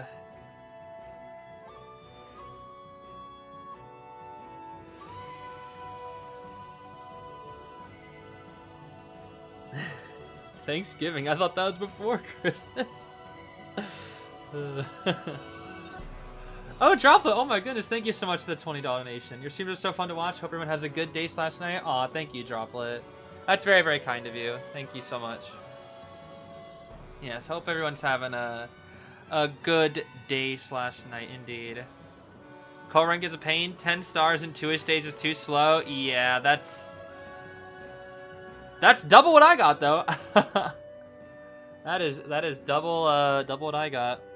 I've only got 6 stars in 2 days. But our team is aiming. Our team will not get top 8. That's the issue. I mean, we were gonna potentially push for it, but we also, one of our members that was gonna COA rank decided to switch teams like literally like 3 hours before we started ranking. It was a bit of a shame. So we kind of just lost a member, unfortunately. So our aim is just to improve as much as possible as a team and get top 50, which is less stressful, but yeah, it was frustrating, but we had at least a little bit of a heads up that it was potentially going to happen. It was just a little, it's just a little sad that it happened like so soon. What team am I in? I am in Team Riptide. Did COA rank start already? Technically yes. Because COA rank itself hasn't started, but since COA is this season, people need to rank up as high as possible. Oh, you're actually going for top 8, Yuko? Ooh, I see. The game environment is harder these days for compared to COA 8. I mean, I think to be fair, Yuko, knowing Mad Eyes, will it ever get any easier? Like, it's tough. It's tough for Mad Eyes. There's like multiple counters released each year. It feels like. Yeah, you too, Father Milk. Well, I think we have a backup member, but they just aren't consistent enough to play for COA points. That's the thing. It's just a bit of a shame. COA rank is live? No, it's weird. It's hard to explain it, but because COA is this season, everybody is ranking up for COA, so we just call it COA rank in general, because it is the COA season. COA will be Essence 3. So everybody's trying to rank up as much as possible, because the higher your rank, the more points you get when COA rank happens. So we're basically in the COA rank prep stage, is what you could say, where people want to rank up as much as possible right now. Which is why so many teams and players are like doing 3 sessions right now. That's why we already have, even though it's only been like 2 days, that's why we already have champions and dragons. If you look, let me see. Or no, we don't have a champion yet. Oh, we have 3 dragons already. We already have 3 dragons. Dragon 9 stars. 9 stars dragon, because they've played every session most likely. Like that's how you know, bro. That's how you know. Dragon 9 stars within 2 days. That's how you know it's COA season, bro. I'm telling you, bro. In a week, I'll give it 2 weeks. I think this entire Hunter leaderboard will all be Titans, or Hydras. I think in 2 weeks, the top 100 Hunters will already be all Hydras, because it's COA season. And I'm guessing at least half of this will be Titans, or peak tiers, and I think the other half will be champs. That's my game theory. Within 2 weeks, it'll be a full list of Hydras and at least 50 peak tiers or Titans for survivors. Probably more, but I'll see at least. Yeah, I saw Alphar with like 508 stars. It was insane. It was ridiculous. How soon will the COA Essence be returning? Probably like January. You're hitting every... Oh, you're doing the triple session? Ooh, rough. I'm only doing double session, because we're not aiming for top 8. But if you're aiming for top 8, yeah, you gotta go for triple session. Yeah, I've done the story mode. I haven't done all of it though yet. I've done a single run. I did the solo route. I haven't done the Prospector, Entomologist, or Norton route, or the Novelist route yet. I've only done the solo route, because I lack the friendship points to do the other routes.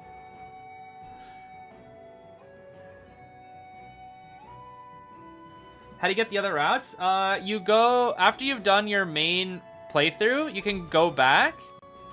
Oh, wrong thing. You can go back.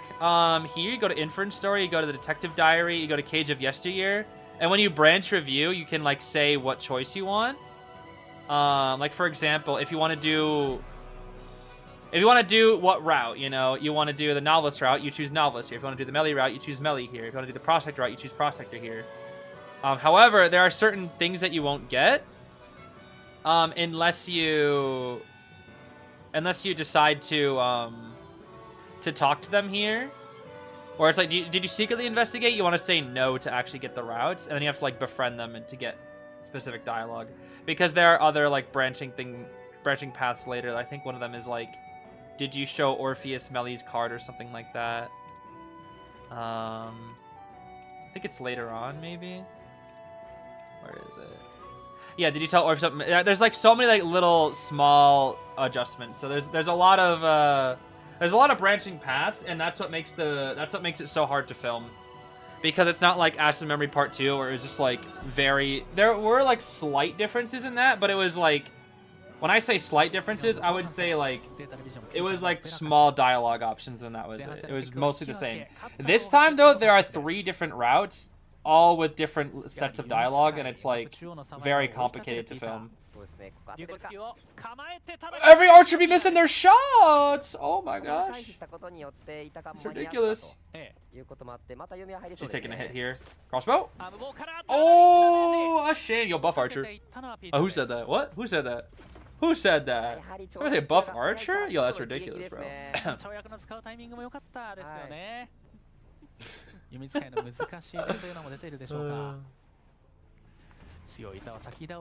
Okay, next shot. So just wait it out. Yeah. Peter actually did opt to play the Sangria on Darkwoods though. Interesting. Hunter Melly doesn't like the honey cake? No, her taste buds have changed. That's okay. Wow, that reaction time is insane. Wow, that's so insane. He just knew, bro. He just knew. You are teamless? Oh, you're teamless? What the heck? I'm actually surprised. Yeah, if anybody's watched and looking for a member, pick up Father Milk. That's a veteran player right there. I still remember the days when you bullied me with Ford back when I was like 3 months into playing this game. I'll never forget. Okay, that's a good rescue. He gets that. Yeah, classic, classic, classic. Very classic.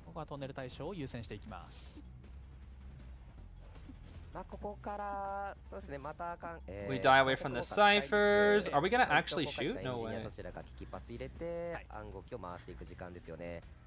Oh. Okay, we're gonna save the pallet. I thought we'd do like a little... I thought we'd do a cheeky pallet drop slow vault there or something. I thought we might see that. Just to buy a little bit of extra time. You know, a solid 4 or 5 seconds. I mean, the FL's in a good draw position here so far. Peter's opera's doing way better on Darkwoods this time. Last time, oh man, it was depressing. Very depressing. Oh my gosh. The officer, like, there's so many close calls. Trying to stall for as much time as possible. Make use of that audience. Actually, no, audience effect is already gone. Oh. Yeah, you whiff the swing and that's instantly just you're cooked at that point. All right, so up at this pallet we have to mind game. Wait, I did not know Opera's cape was invisible there. Okay, we go for the crossroad. Are we just gonna wait? We're just gonna wait. Yeah. So now the only way we have to just mind game. We have to mind game here. We have to win some mind games. Okay. The second you vault, you die. Yep. The flywheel! Ooh! The flywheel! She needs the pallet stun. She has to pallet stun. It's the only way. Yep, cooked. That was the only way. You had to pallet stun there. If you mind game that, you just die. You have to pallet stun. Twould be the only way. Twould be the only way. They got a backup cipher all the way at 50. Oh my goodness. They still have really good item usages. They have Aeroplane as full resource, Officer 1 watch, Acrobat with, I believe, most bombs as well. Do I think RC has a good chance to win COA this year? Yes. Yes, I do. RC is a top 5 contender for COA this year.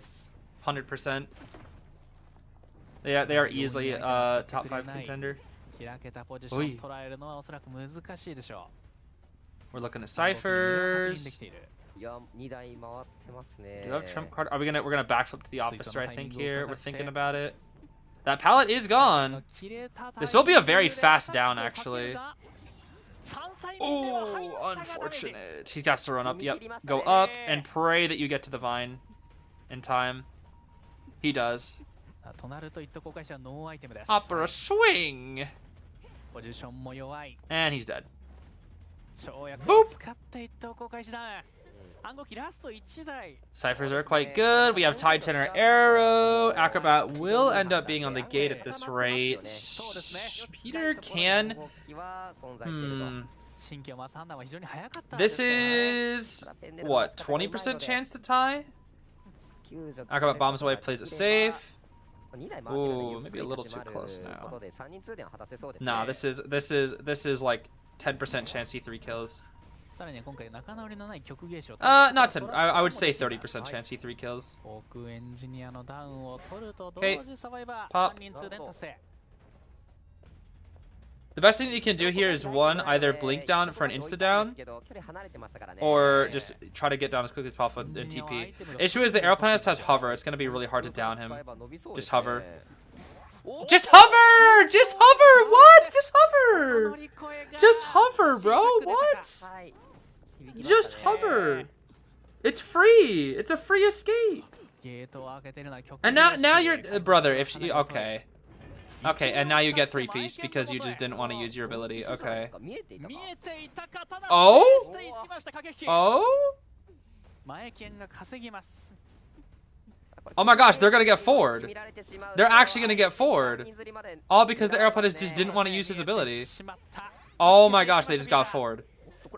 All because Arrow didn't use his ability. What? That was literally just the draw of all time.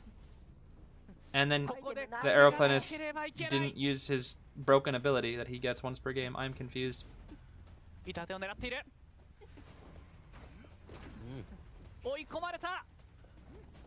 Oh my goodness. They actually got 4-piece McNuggeted, bro. This is insane. Okay, well, that's kind of a shame, I can't lie. One mistake from FL and they just lost. One little mistake. And then it's GG's. I mean, that's the thing against Peter. You can't mess up. If you mess up versus Peter, you're cooked, bro. He's won like every pallet mind game. This is ridiculous. He's won almost every mind game. Dang, Peter. Oh my gosh. That's crazy. Or just don't send 2 to gate. Yeah. Why was the officer there? That's a good point. I think the reason why, Aaron, I think the reason why he was there is because they probably thought the Aeroplanist could live. That's probably what it was, because the Arrow was probably like, you probably pulled up green and was like, I can live. And then got TS on the pallet. No, wait a minute, what? Wait, huh? Oh, wait. No, because it was warp, right? It wasn't TP. Hold on. Let me see this again.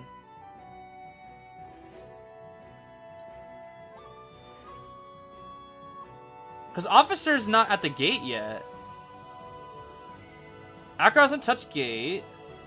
Officer's in 2-story. He's in the vines. He's in the vine area right now. And then the Aeroplanist dies because he slow falls and doesn't use his ability. So he decides... I mean, what does the officer do here? He just waits in 2-story, right? The issue is with Trump Card, she could just warp on top of him, right? If she sees him up there. So I guess it'd be best to just hide near the vines? This is tough because like he died so early.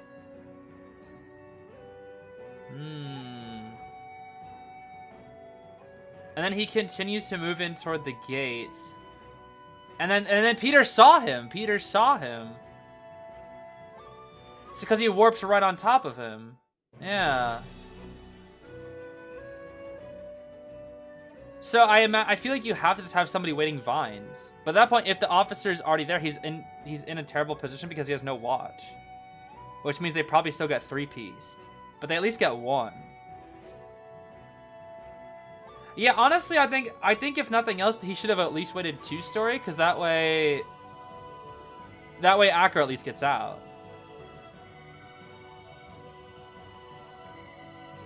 I mean, the biggest thing was the Aeroplan is just not using his ability.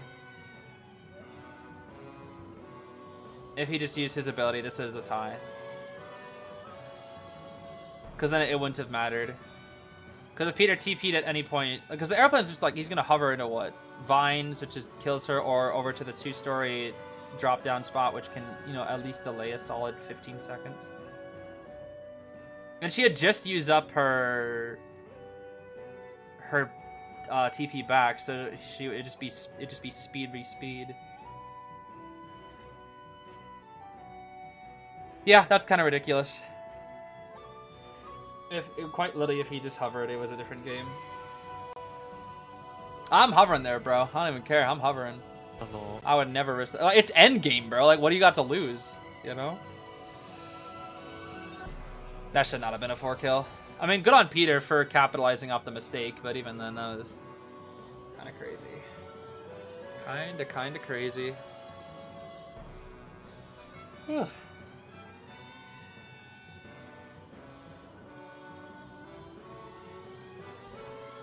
Now Zeta's in the lead. R.I.P. FL. R.I.P. That should have been a tie. Doctor so comment. Yeah, Doctor post buff is really dumb. She's really, really stupid.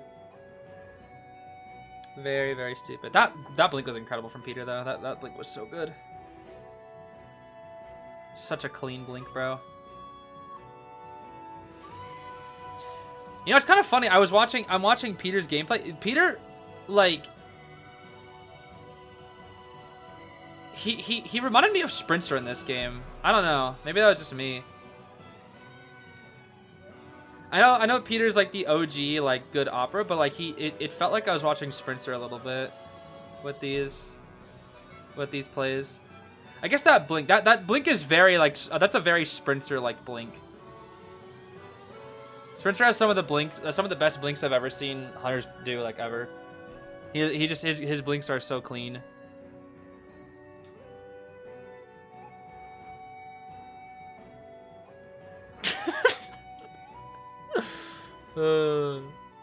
Bald Hamato using the bald bro ability. That's so funny. Bro, if they allowed the same character in tournaments, oh man, that'd be so gross. The infinite body blocking docs.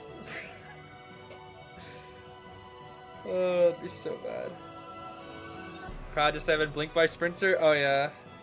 Dude, the Sprinter blinks that always, like, you'll be able to know when it's Sprinter when you get blinked. Because the way he blinks more often than not is he waits till you're in an animation to blink you. He'll force you into an animation, and then with his just godlike reaction speed and good ping, he'll just blink you while you're in an animation, and it's completely unavoidable.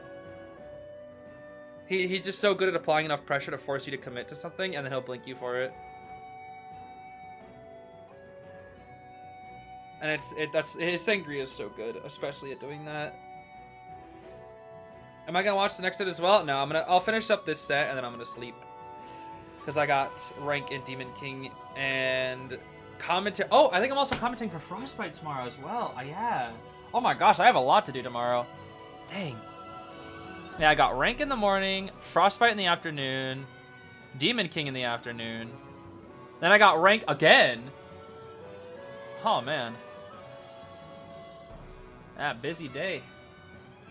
Busy day. Actually, I don't even know if anybody will do evening rank because of Frostbite. I think I can do like a little bit of it. I don't know. I'll have to see. I do not know. Very full schedule. Yeah, like I said, it's very busy time. It's very busy time. What time is it for me? It is 12:30 a.m. for me. Do I have time to eat and sleep? Yes, I've worked that into my schedule. I spent like a solid hour today coming up with a schedule that I'm gonna follow for like the next month and a half. And it's quite tight. But if I follow it well, we'll be good. Where's Frostbite doing stream? Yeah, if you guys want to watch Frostbite, Zeus's team actually played both yesterday and today. I forget who I'm commentating for. I'll have to see. But you can watch it on Yo7's channel. Yo7's a fellow creator and tournament organizer. And the tournament is extremely well organized. The graphics, back-end, website, everything looks really, really nice. The only thing is, like, the quality is, like, not the greatest on the live stream. It's slightly laggy sometimes. Yeah, I think they have, like, some lag issues here at times. But in terms of, like, the graphics, like, look, they have, like, the nice artwork and whatnot. It's quite pretty. It is quite pretty. He did what? Yo, Duco played the story? That's crazy. Yo, the Duco lore, bro. It's pretty neat that they have, like, I like their character select screen. Let's see, when it works at least. Did they have it up today? Oh, did they not use the character select screen today? Oh, maybe it was bugged. Oh, they didn't use the character select. Okay, they had a really nice character select screen yesterday. Let's see.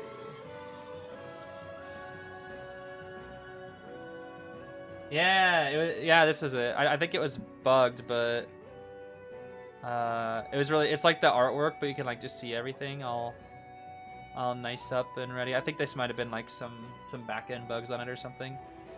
But yeah, you can watch it on this this channel, on Yo7's channel. I'll only be commentating for one match tomorrow though, or one match. When is Frostbite? It is a 6-day round robin, or sorry, group stage right now, where all the teams are kind of in like their own individual blocks and fighting each other, and then there's like playoffs later. Currently, it's in the group stage, and it was, I think there's 6 days. There's 6 or 7, or sorry, 5 or 6 days actually. I think it's 6 days, and then it's from, I think it was 1, 2. So today will be day 3. Yeah, December 2nd. It looks like, yeah, December 2nd.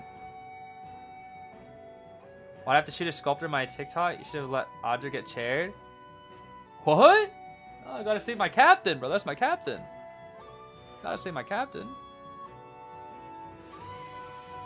It's okay. She almost stuffed me. It's fine. We didn't even win that game. We tied that game. I think every game that was like that I had the clips from today, we only won one of them. Every single other game from those harassments, we either lost or tied, which is kind of sad. We only won a single one of them, which is a shame. But it is fine. We are getting better as a team. It's because I shot the sculptor. No, it's because Cypher Rush wasn't good enough. Our Cypher Rush is terrible as a team. That's one of our biggest issues. Our Cypher Rush is terrible. Very, very bad. I mean, we're also not playing with the people we practice with, because we're only practicing with 3 of the members that we were practicing, like when we did practices with, because we have a sub basically. And we also were playing with randoms at times as well, so it's a little tricky.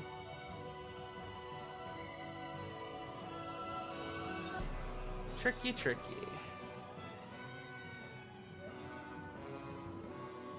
Oh yeah, Dreams Mad Eyes. Oh man, I miss Dreams Mad Eyes. I really do. That God Eyes, bro. The God Eyes, as I called it. Such a godlike Mad Eyes.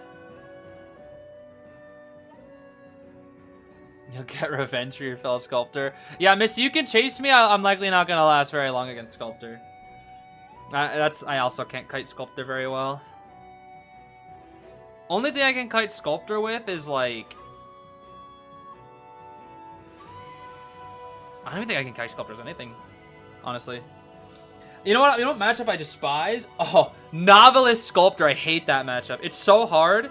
It's so hard to do that palette sun trick. Oh man, because she just sets up statues in there and doesn't let you get it. Hate that matchup. He's been underperforming a lot. Aw, it's a shame. Tear from Dream. Tis a shame.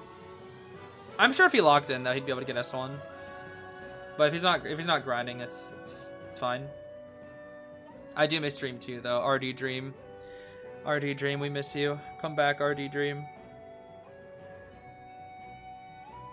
It's crazy because like the only 2 Mad Eyes that I really like even get to watch nowadays are Akko when he very, very rarely pulls it out, and Yuko. And those are like the only 2 Mad Eyes. Mad Eyes? Mad Eyes? I don't really know what the plural of Mad Eyes would be. Burks, I guess you can call them the Burks. The Burke crew. S1 and Mad Eyes does stream. They are really good. They've been top 100 for the future. Oh, really? Interesting. What do they stream? Billy, I assume? Probably Billy.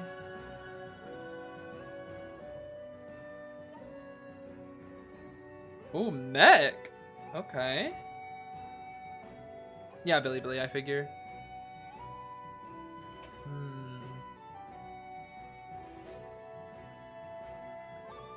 Last time Ping sabotaged me. Oh, were you the Fool's Gold from the Chinatown match? Yeah, I'm so sorry. I even saw that you were so slow. I was like, why is this Fool's Gold so slow? That's such a shame. No worries though. I mean, Fool's Gold is like a really hard character to win with either, so I wouldn't beat yourself up over it. He's a very weak hunter, unfortunately. He's not easy at all. I mean, he's easy to like do the basics of, but he's not easy to win with in high tier. It's very hard. But there are some crazy Fool's Golds out there. So that's for sure. Tis for sure. Triple rescue and mechanic, huh? We got Croissant Gun. We got Bot Tracy. We got Bald Bro. We got no way Kazaneko's on Weeping. No, Kazaneko's taking Cordy, surely. There's no way Kazaneko's on Weeping. There's no way. Surely not. Right? I mean, Hamatsu on Bald, right? Is he actually on Weeping? I think he is. Oh my gosh, Kazaneko's actually on Weeping. No way. Have I seen Kazuneko ever play Weeping? I don't think I have.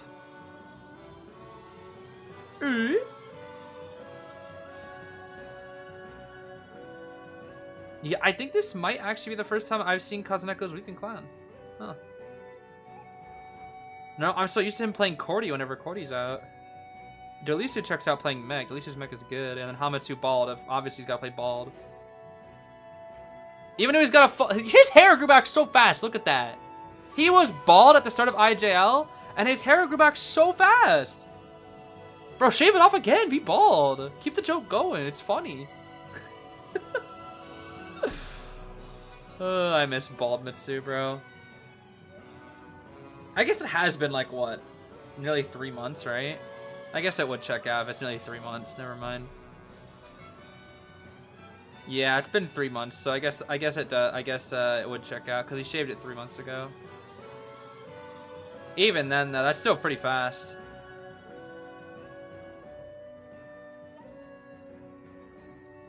I miss Bald Mitsu. It's funny. Wait, are we actually going with straight line gaming? What the? I guess they're protecting the mechanic this way, huh? Did I ever see Shinami's flare gun in day 1? Wait, is this...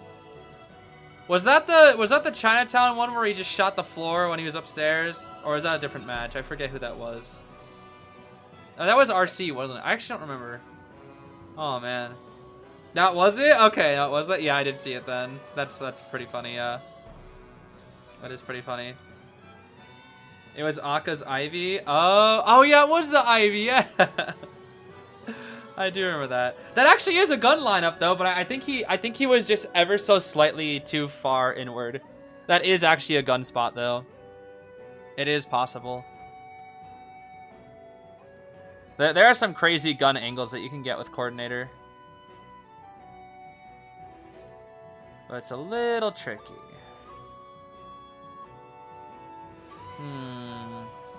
Insta Trump Warp, Rage, Mischievous, and Destructiveness. Audience Effect and Healing on the mech with Full Kite. Audience Effect Healing, Tide Borrowed on Weeping and Bald. Except Bald doesn't have healing, he has Weber's. And then Snooze on Cordy, no healing with Flywheel. Yes, Flywheel. Okay. Let's see how it goes, Hasha Baloo. Oh, the bot is dead. The bot is alive. Yo, go bot! Yo, bot crazy! Yo, bot's crazy. We're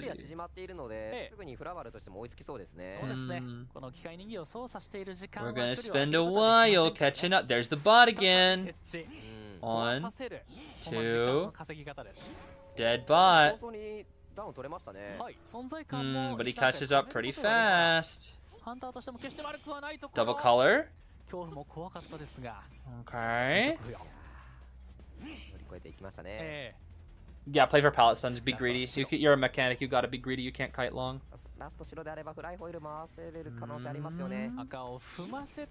Okay. Greedy! Go for another one. Get greedy. Flywheel? Nice flywheel. Beautiful, beautiful flywheel. Oh my gosh. Cook, Dolisu, cook. Speed boost? No. Warp. Oh, you're dead. Dolisu should be dead here. Oh my gosh. Oh, pew pew! Zeta! The support? Oh my gosh. Get that distance? Get the small boat? No snipe? Sniper, no sniping? Oh my gosh, Dolisu, calm down, bro. Please calm down. Meow. Meow. That been 3 Cypher mechanic kite, dude? Oh my goodness. With gun, of course. Oh my goodness. Why would you? I guess that was a jump prediction, but that's fine. Interesting. That's a great question, yeah. Did how much did he become bald to play escapologist, or played escapologist because he was bald? That is a really good question. That's like chicken and the egg type question. Oh, Kazuneko, no, bro. No, he missed his rocket. Oh, if he didn't miss his rocket, that was a free, bro. That was a free. Oh, that rocket missed, dude. That's why I like crashing. I feel like crashing is more consistent. But he also has red, so it would just cancel. It's tough. Why does Ada server leave Cyphers at 99? It is due to the trait called audience effect. You might have heard that a lot in the past few weeks if you're watching any pro gameplay. Audience effect is a relatively new trait on the server Persona web where if 2 ciphers have not been completed, then whenever somebody is chaired, all survivors that have audience effect get a 10% decoding buff, which is very, very strong. It's basically every server gets a postman decoding letter, like twice per game, while somebody's on the chair. It's ridiculously strong. It basically increases Cypher Rush, like it basically turns every character into like a decoder for a while. It's ridiculous. The Cypher Rush is like so good, dude. Like this match, the Cyphers are already like insane. Like this is tie. Like there's no coming back from this. This is tie. Cyphers are just too far along. Mechanic dies so far away to force a super TP. Okay. Wow. Wow. Wait. Oh my gosh, they might be able to pop. They're gonna be able to pop. Oh! There's no borrowed, but it doesn't matter. They pop. It's a long chair. He has to go all the way around. Yeah, that's a solid like 5-6 second chair. He can still tie. He can still tie. He can easily tie. Asha? That's a weeping. Red! Red! Red! Bald? Bald, bro? Bald, bro? Bald? He's not bald enough, bro. He's not bald enough. And that's the tie. Oh my goodness. Kazuneko's getting absolutely cheesed, bro. He got absolutely cheesed. Poor KZNK. Dude, he wasn't bald enough. If he was bald enough, he would have been able to blind the hunter with his baldness. That's what he should have done. He should have been so absolutely bald that the light would have reflected into it off the moon. The light of the moon from Lakeside would have reflected off his bald head and blinded Hullabaloo. That should be a mechanic. That should be a bald bro buff, honestly. That should be a bald bro buff. They should do that. I think it'd be really funny. It would be very, very funny.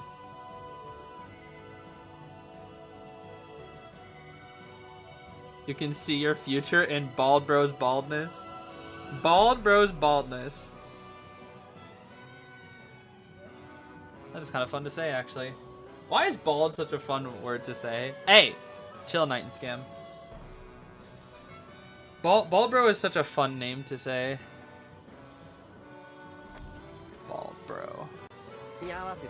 Let's see here. Was it triple? It was triple, wasn't it? Wait. No, it wasn't. That was last match. Last match was triple. This is double. Yeah, this is double, right? Because the Cordy had flywheel, not tied. Right. My stream was delayed on my replay, so it looked like it was the old match. Oh, I need these. Hello, I'm throwing. I need these. What is going on? I need my 20 apples. What is going on? What my apples at? I think by IJL finals I should have 100,000. Maybe. Probably not. I'll probably be a little short. Let's see. 2, 3. Yeah, I'll be a little too short. I'll be close though. I'll be close. I think during IJL finals I'll hit it. 100,000 apples. The 6-digit apples. And then when it comes to COA time, oh man. How do I have so many apples? It's because I watch these every weekend. That's why. And I could have even more, honestly, if I kept pushing. Yeah, Triple Tide meta. Triple Tide's very good right now. Very, very good. Very, very good.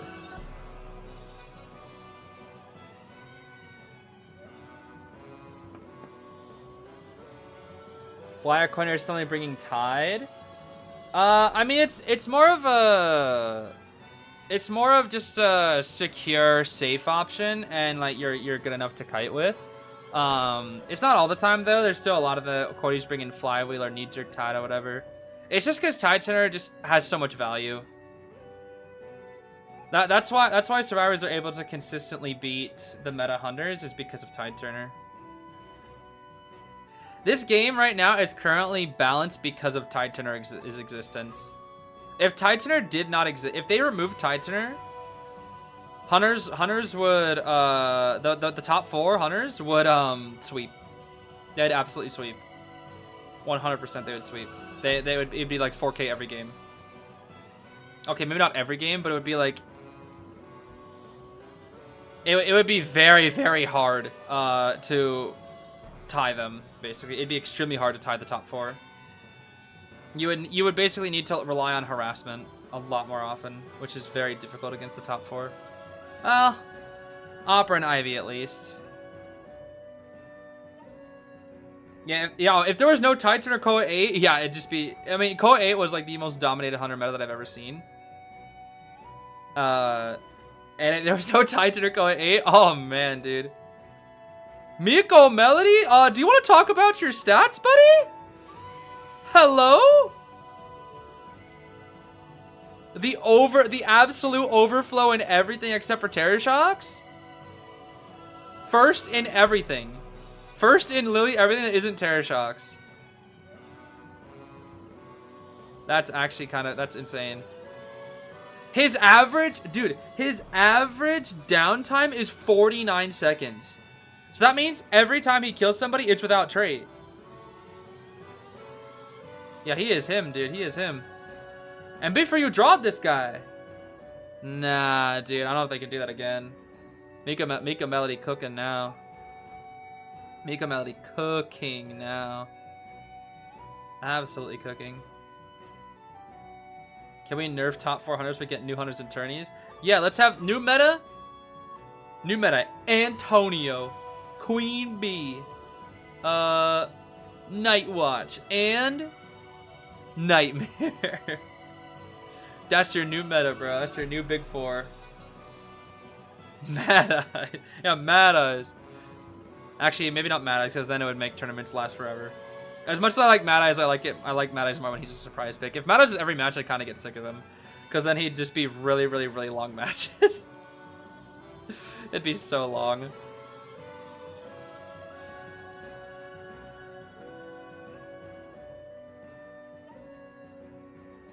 Antonio should be able to set up strings like Violet Web. Yo, actually, that's an interesting idea. Actually, you know what? You know what would be a good buff for Antonio? Is if you miss a string, you can use the only if the string misses. So if it hits, it doesn't get it. But if you miss a string and Antonio passes through it, he gets like a 3-second speed boost or something. Like just even like a 10%. That would actually be like a decent okay buff for him. Like if you miss a note, you can pass through the note and go a little faster. It'd give him something because he's so garbage. It'd give him some form of speed, you know? Some form of speed. But that'd be only if you miss the note. Like, so if it hits, he doesn't get the speed boost or something. I don't know.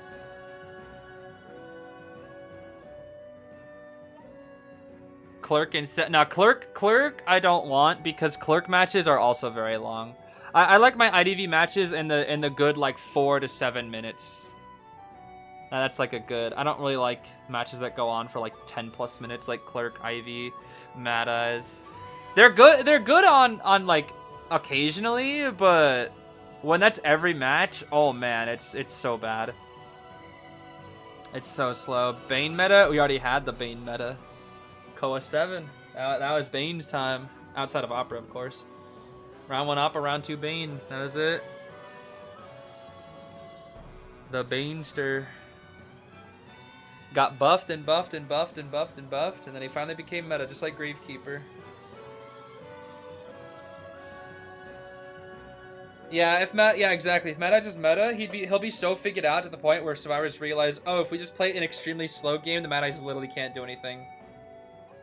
Because quite literally, that's what they did to Dream, where if the survivors quite literally counterpick the Mad-Eyes, play extremely, extremely slowly, the Mad-Eyes can't do anything except for blink.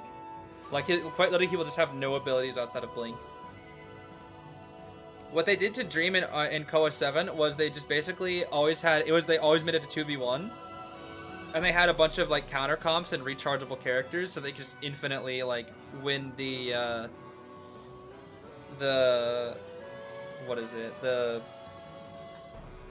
Battle of Attrition versus the Mad-Eyes.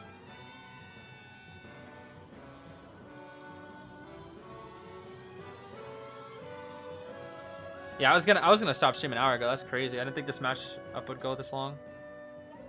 I'll close it out though. I'll close out this set and then I'll snooze. But it's a good set, so I don't mind closing it out at least. It's a good set. It's a very close set too. Well, it was at least. Until the Aeroplanist didn't use his hover for some reason. Still kind of silly. Very silly. Very silly. Alright, likely the last match. I think FL needs to 4 escape if they want to tie. So as long as Mikameli gets 1, which you know, you're up against apparently the best hunter right now, who has the best stats. It'll be crazy if they get a 4 escape.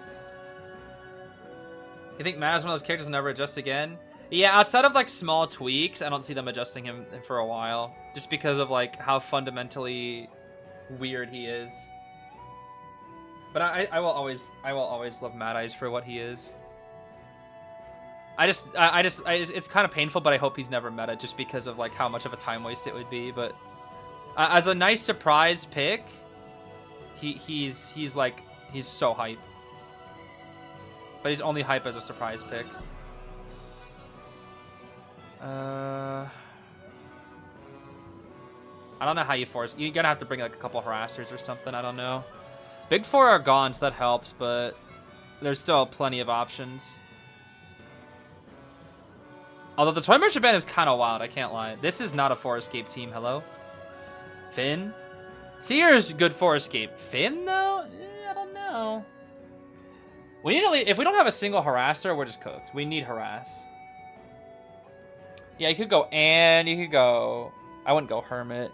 If you only need a 1 kill, you could go. You could go Gamekeeper too. Please pick a harasser. You gotta pick like anti. You gotta. Anti, batter, pros. What are we doing? Do they not know they have to 4 escape? Have I miscalculated? No, they literally need to 4 escape. I don't know what they're thinking. This is not a 4 escape team, bro.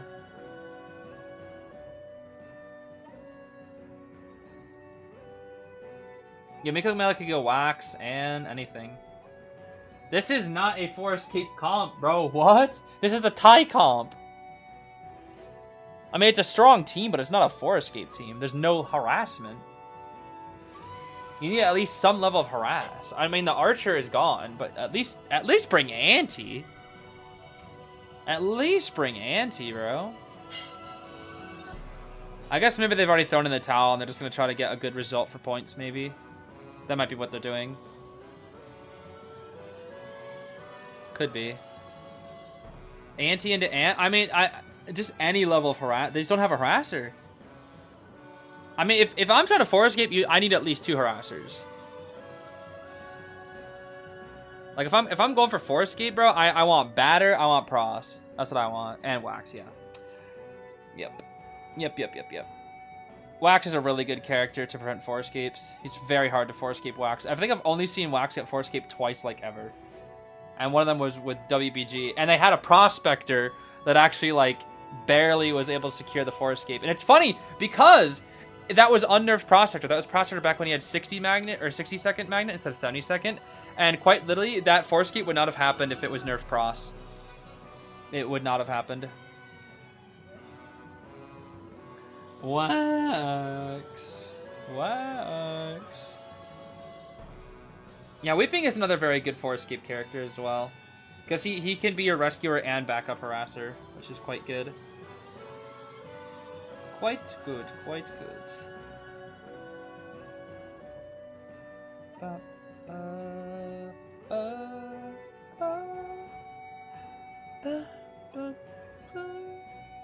Where are we gonna go? Who are we gonna chase? I think we're gonna chase the Seer. Did I say Nia got 4 escaped? As what? What do you get 4 escaped? Better not his Ivy. Surely not his Ivy.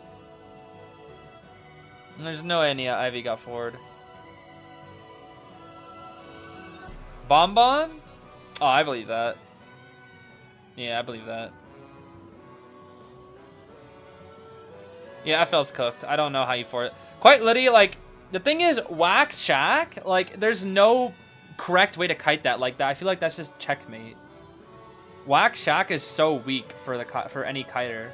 I'm surprised they have Finn at small boat and not Cordy. Because Finn is the one character who could kite Wax small boat. Cordy can't. At least I don't think so. Finn can with his speed boosts. No, this isn't even Toy Merchant buff. He just banned Toy Merchant. Just, I don't know. He just banned Toy Merchant, I guess. Which is fine, but it's kind of weird. Wow, Claustro Rage Destructiveness Detention trump card Peepers.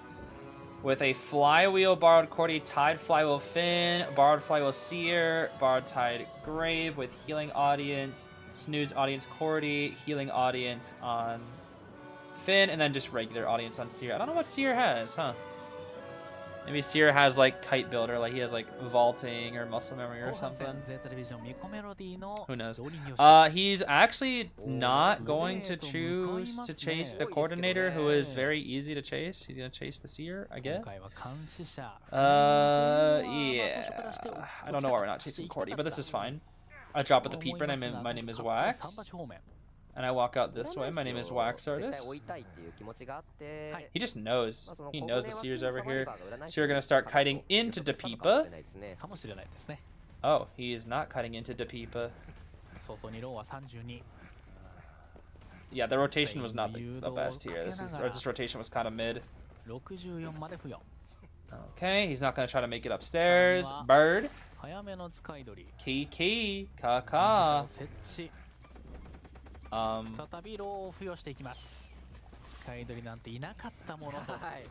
Okay. I mean, Kite's good.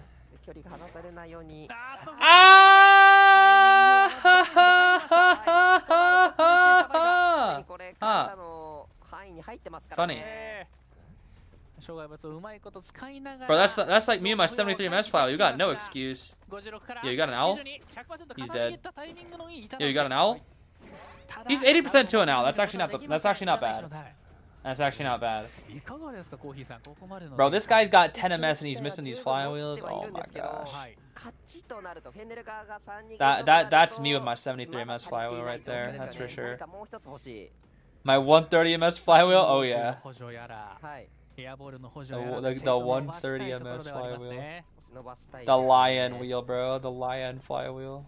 I don't even know if lion runs flywheel. 92. Flywheel it. Okay, nice. Oh, he tried to. Oh, he's cheeky. I know what this wax wanted. He wanted to get the double up. He wanted to get the hit into the thing. He does run it. Yeah, wow, that's crazy. And it's crazier because he hits it. It's the lion diff, dude. Lion diff. Wow, guys, do you think they're gonna force escape? Look at their ciphers. You guys think they're gonna force escape? I think they're gonna force escape these guys. I think it's force escape. I can't wait for him to use his owl and then it will just like explode to hot wax. I can't wait. I am not fond of wax artists. This character might actually be the hardest character in the game to force escape. I can't even lie. Literally, how do you force escape this? 3 escape I can understand, but how do you 4, bro? It's so hard. It's so insanely hard. Keep him alive. He's gonna have bird. Today I think I will use my bird and die to hot wax. Today I think I'll use bird and die to hot wax. Just gives the gravekeeper the owl, because why not? Hey, he used the owl, though. He used the owl.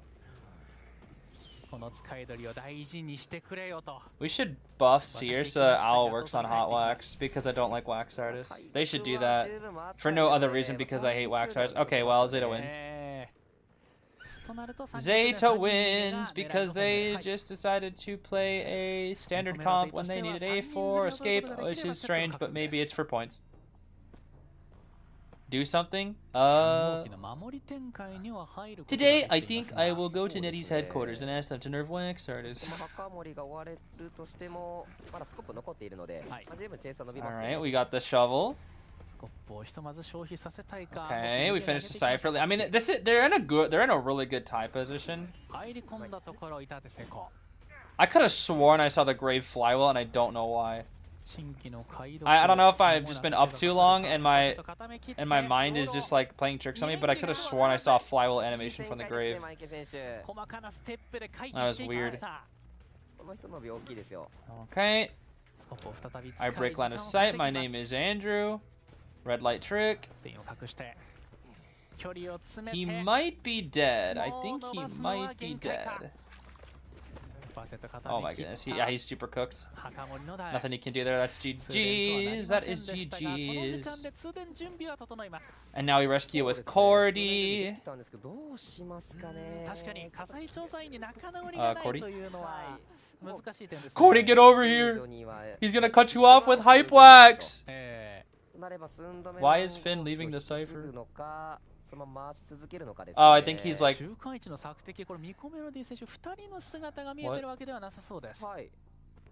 Oh, the prime cipher is Big Boat.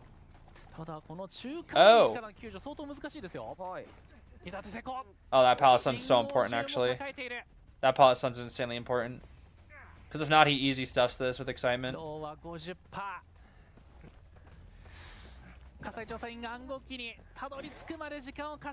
What? Excitement! Just excitement! Oh, she made it. Never mind. I think he could have stuffed that like way easier. Maybe, I don't know.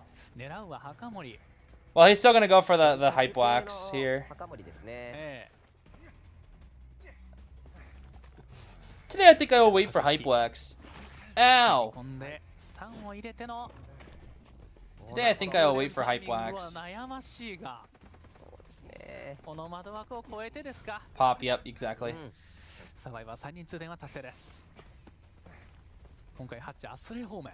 Dungeon is there. There's no way he's gonna be able to transition to it. He's gonna have to sustain track.